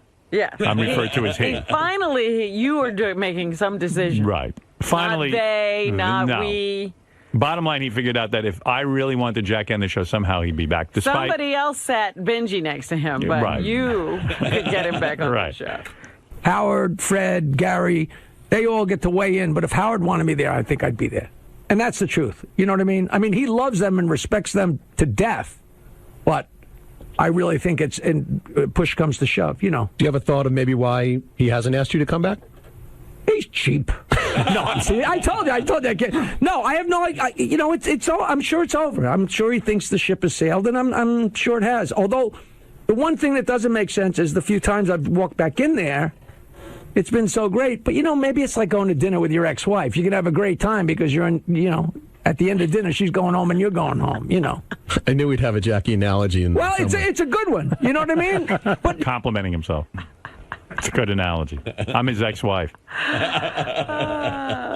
Jairus, seriously, do you agree? It's like dating your ex-wife. No, but Jairus, you know what I'm saying? Like, I think you and Nancy are a very nice couple. No, I know exactly. No, I know what you mean. But do I think it? I think it'd be great fun, you know. And it was very weird. I have no idea. And one of the reasons I haven't gone in there and actually confronted it and say, what's the deal? Because I don't know what the deal is with Artie. And the last thing I would want to do is be saying, you know, let me have a seat. If Yeah, Jackie would never want to step on Artie's toes. you know how thoughtful Jackie is. Oh, my goodness. Yeah, that's what I'll tell Jackie. We're waiting for Artie. That's right. Yeah, we got it's like the Seder. We're waiting for Elianovi to walk through the door. If that job's still, you know, that makes the whole thing crazy. But everybody says, no, he's not coming back, which, you know, I think it's a dead issue, but I love being on the show, and that's where I stand. All right. There it is, a little of Jackie's show from last night, a little recap, if you will. That is so much fun. That is so much How fun. come I still love talking to Jackie about why he left? Maybe you want him back, and he could come in every day and talk about why he left. It's all over the place, isn't it? That's why you love it. Because you don't think any of that's real. That's why you love it. I love the spin. Wouldn't it be the incredible Jackie the communicator if he sat down and said, ladies and gentlemen, I called this show tonight that you can ask any question, and now I'm going to be the real Jackie. Mm-hmm. I made the biggest blunder of my life. I was a comic, was struggling for many years. In fact, I think when we hired Jackie, he was in his 40s. I don't know. I'm not kidding. Right? Could have been. Yeah. I don't know. And suddenly this guy, this very popular, guy on a roll, radio announcer, has a great team, taps me to be on the show, and I made a terrible mistake. And I want to warn the kids out there not to do this kind of thing. There's no job like what I had in radio. It was a one in a million. I was making great money. Also, my stand-up career blew up. Right. It was unbelievable. All because of this show and the fans. And I fucked it all up. I fucked it up. And I could kick myself in the head for this. And Howard even begged me. He said, listen, Jackie, do another 5 years. Make some money. Put it in the bank. He said it to me, and I ignored him. And that guy is a good friend. Because it was the stupidest decision I ever made. Right. He tried to tell me, and I didn't listen. And I am throwing myself at the feet of 10 psychiatrists to straighten me out. Wouldn't that be refreshing? Getting the smile out of his voice, that whole thing, and just really coming clean. But that's not Jackie. Though. Yeah, sounds out of character. Yeah. Well, yeah, but it would be compelling to hear the real guy. Oh, my God, I blew it. I blew it. You're talking to the guy who blew one of the best gigs ever. When you hear about Pete Best missing out on the Beatles, as Jackie always uses Beatle analogies, or you hear about, I don't know, Brian Dunkelman saying, I don't really need American Idol. I want to do my own thing. I mean, when you hear these stories, you go out, and Jackie should say, I'm Brian Dunkelman. And, it's puzzling to me that he had this rant on Howard 100. 101. 101. Right. But that's the Howard Stern network. That's right. He's saying that, all this ranting and raving. Oh, I love it. On the Howard My fans love it. That's why I hired Jackie. Listen, and you know why I hired Jackie? Why? I feel bad for the fucking guy. This guy, I could not believe how he was self-destructing. So when he sat me down to dinner about 2 years ago, I don't know how long has he been on our channels now. Oh, it's been at least three. 3 years ago, we sat down, had a dinner, and he threw himself to me, and he said, listen, I would love to do an hour on the stations. Do you think I could do it? And I felt for the guy. He's not a bad guy. He's a very nice guy, and a fun guy, and a talented guy. But he just is his own worst enemy with this thing. Yeah, despite the rant, he is engaging. He has interesting metaphors. Well, when it comes to this, he's very interesting. The Beatles. All right, the Beatles. Can you imagine? He's in the Beatles. And he was Paul, right? John, he was Paul, yes. Yeah, because John... You're John, he's Paul? Right, that's what it sounded like, what he said. And... You, Benji, were the guitar player. No, Benji was... he's the extra guitar player. Yeah. Well, to use a Beatles analogy, the Beatles used to bring in Billy Preston to play on some of their songs. Right, because they wanted keyboards. But to Jackie's like, well, that must have fucked up the rhythm. Well, Benji's Billy Preston. And I brought him in because I thought he added some flavor. I don't know. The Beatles even would bring in occasional musicians. Sure. Why not? People are fascinating, and Jackie is the most fascinating. There you go. I used to think you were fascinating. You're nothing compared to me. Oh, absolutely nothing. Big deal. A little cock here and there. It's not that fascinating. That's right. A lot of people are doing that. Gary, so why do you think Jackie needs to constantly revisit his explanation for leaving the show? Well, because people ask him about it all the time. Why do you think... people ask Suzanne Summers why she left Three's Company, or the other guy why he left MASH, the other guy whose name I can't even remember. But no, he left. He was a big part of the show, and he left. And I'm sure it's whenever he gets in any setting with anybody, whether he buys guys a drink at the bar, at some point when they feel comfortable, they'll be like, "What happened? What really happened?" And so it's it's something that he'll live with. Not that it's a negative thing, but it's something that's a part of him. You don't think? You said it's not negative. Do you think like it gets to him, like it's under his skin? No, because I think Jackie in his heart thinks he's right. I think Jackie really believes he didn't do anything wrong. And he didn't do anything wrong, except he left. Yeah. I think he thinks we did something wrong. What do you think about him saying when Benji came in that kind of messed up the rhythm? To me, that's so weird. It messed up Jackie's rhythm, maybe. But every show adds writers, it takes writers away. You can't keep that means that we should never change. And so, Howard wanted to add a writer to the mix. And I think that's it. Like I said, it messed up Jackie's rhythm, but you got to think of the big picture. Was that? You think that was like the beginning of it? No. Jackie's rhythm being messed up and him wanting more money have nothing to do with each other in my mind. Okay. He left because he wanted more money, whether his rhythm was on or off. Robin, so what do you make of this whole Jackie thing? Why do you think he feels the need to bring this up again? Well, if you had done something that you couldn't undo, and, for most of the rest of your life, people looked at you and said, how could you mess up a situation like that? You'd always, I think, probably be trying to spin it. He just can't get over it. No, absolutely not, because he's still out there, standing at the window looking in. And what do you think... how he said that Benji messed up the rhythm of the show? What do you think about that? Well, I'm a great believer in rhythm, and I never noticed Benji messing up any rhythm of any show. I know when the rhythm is off, and it wasn't Benji if it was off. You heard that stuff that Jackie was saying about he thinks that you threw the rhythm off? Yeah. The show? Yeah. How does that make you feel? Well, it doesn't bother me as much as it seems to, like, in a way I'm flattered that everyone seems in a way defensive about it, but like I don't think he's saying that my quality was bad or my content was bad. I think he's just saying what he did, it made it harder, which I could understand. And you know, I have some gratefulness to Jackie for he basically created the template of what I do. You know, I mean, it's really all Howard, but it's like, you know, he was an innovator with that kind of process. So you don't feel that you threw any rhythm off? No, I might have. I don't know. That's, you know, I can't judge how Jackie would feel about something like that. But I could understand what he's saying. That it could have made what he was, you know. But no hard feelings.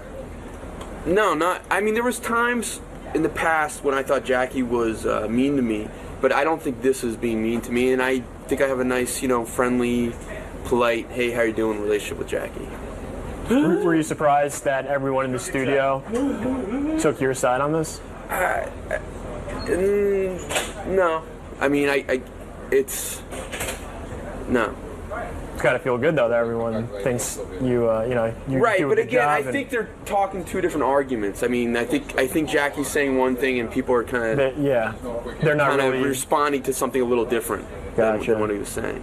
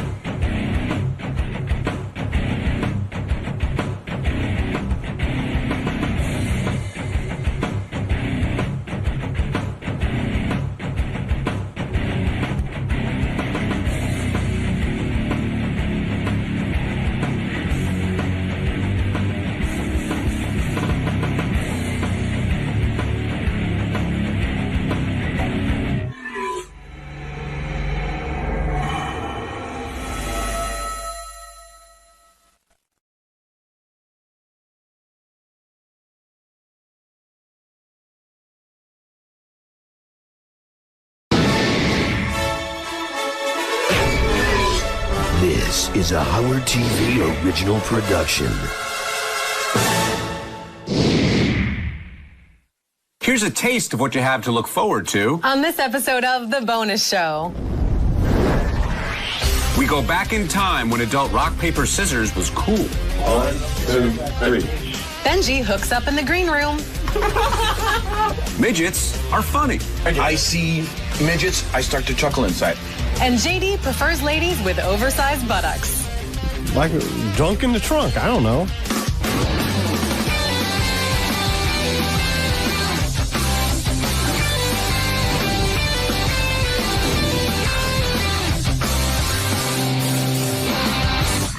Hello, Stern fans, and welcome to The Bonus Show, a weekly update of all the great behind-the-scenes moments you can't see anywhere else. I'm Sir John Hine. And I'm Rachel Fine. Sir John Hine, were you knighted over the weekend?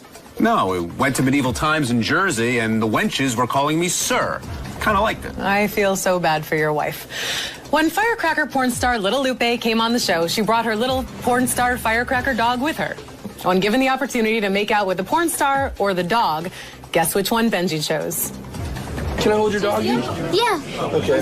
Look outside of there. Oh, say, can you see? Those early lights, what so proudly we hear. To the twilight. You'd think that after that French kiss, the dog would want to wash its mouth out. But Benji beat him to the bathroom. Oh.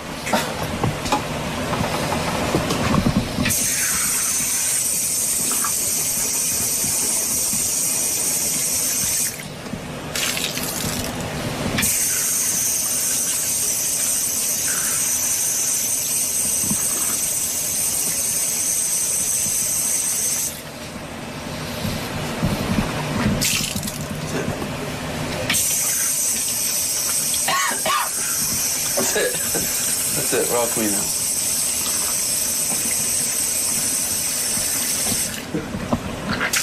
right, bring you the next dog. I'm ready.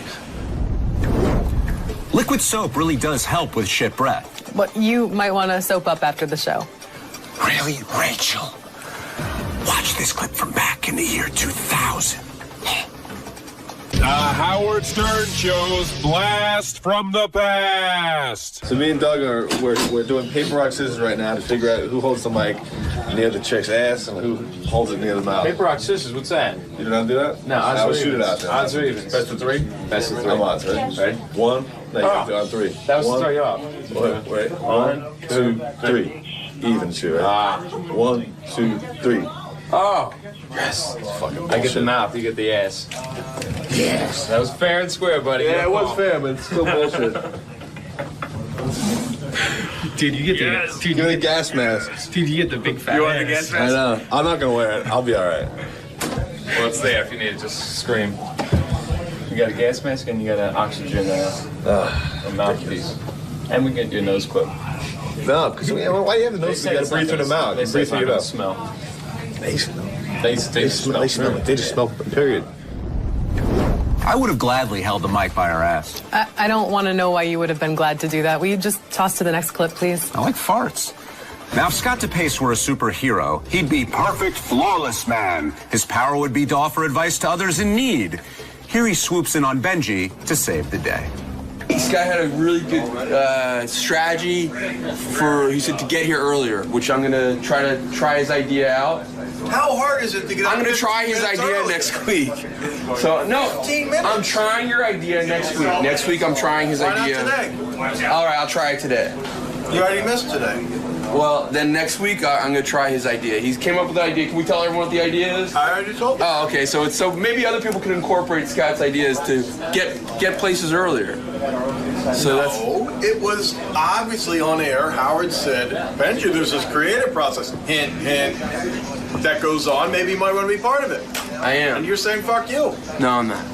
But I like his idea. So maybe if you want an idea, get there earlier. Will and JD are like sister and brother. JD, of course, being the sister. They fight incessantly, always try to outdo one another, and take baths together twice a week. But deep down, I think they really love each other. What the fuck? Like, what's the one? Don't use this footage, Chris. Just leave. Just leave.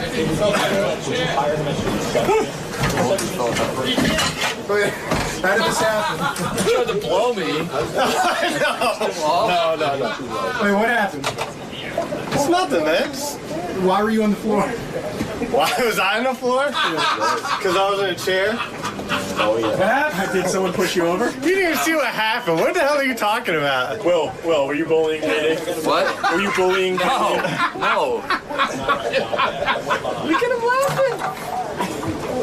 All of a sudden, somebody's camera time. That's so great. What do you say happened, Chris? We started to get a little romantic. He said you were pulling his pants down. I bent him over the chair, and I just slipped a little bit. I apologize. That had nothing to do with it. There was no romance going on. There was a little argument. He wanted me to call him Barry Larkin, and I refused. I said I'm going with Pete Incaviglia. That's my dream man. Many of the ideas for the show are flushed out in our creative meetings. Many other ideas are just flushed down the toilet. Did you get your hands on some Ritalin again, Hein? Check out these guys kicking around a midget wrestling idea. I don't think it's PC to kick midgets around. John, I'm talking about kicking around an idea. You know, spitballing. Oh, now they're spitting on midgets? This went from bad to worse. What a schmuck. Me? You. Do you have any interest in midget female wrestlers?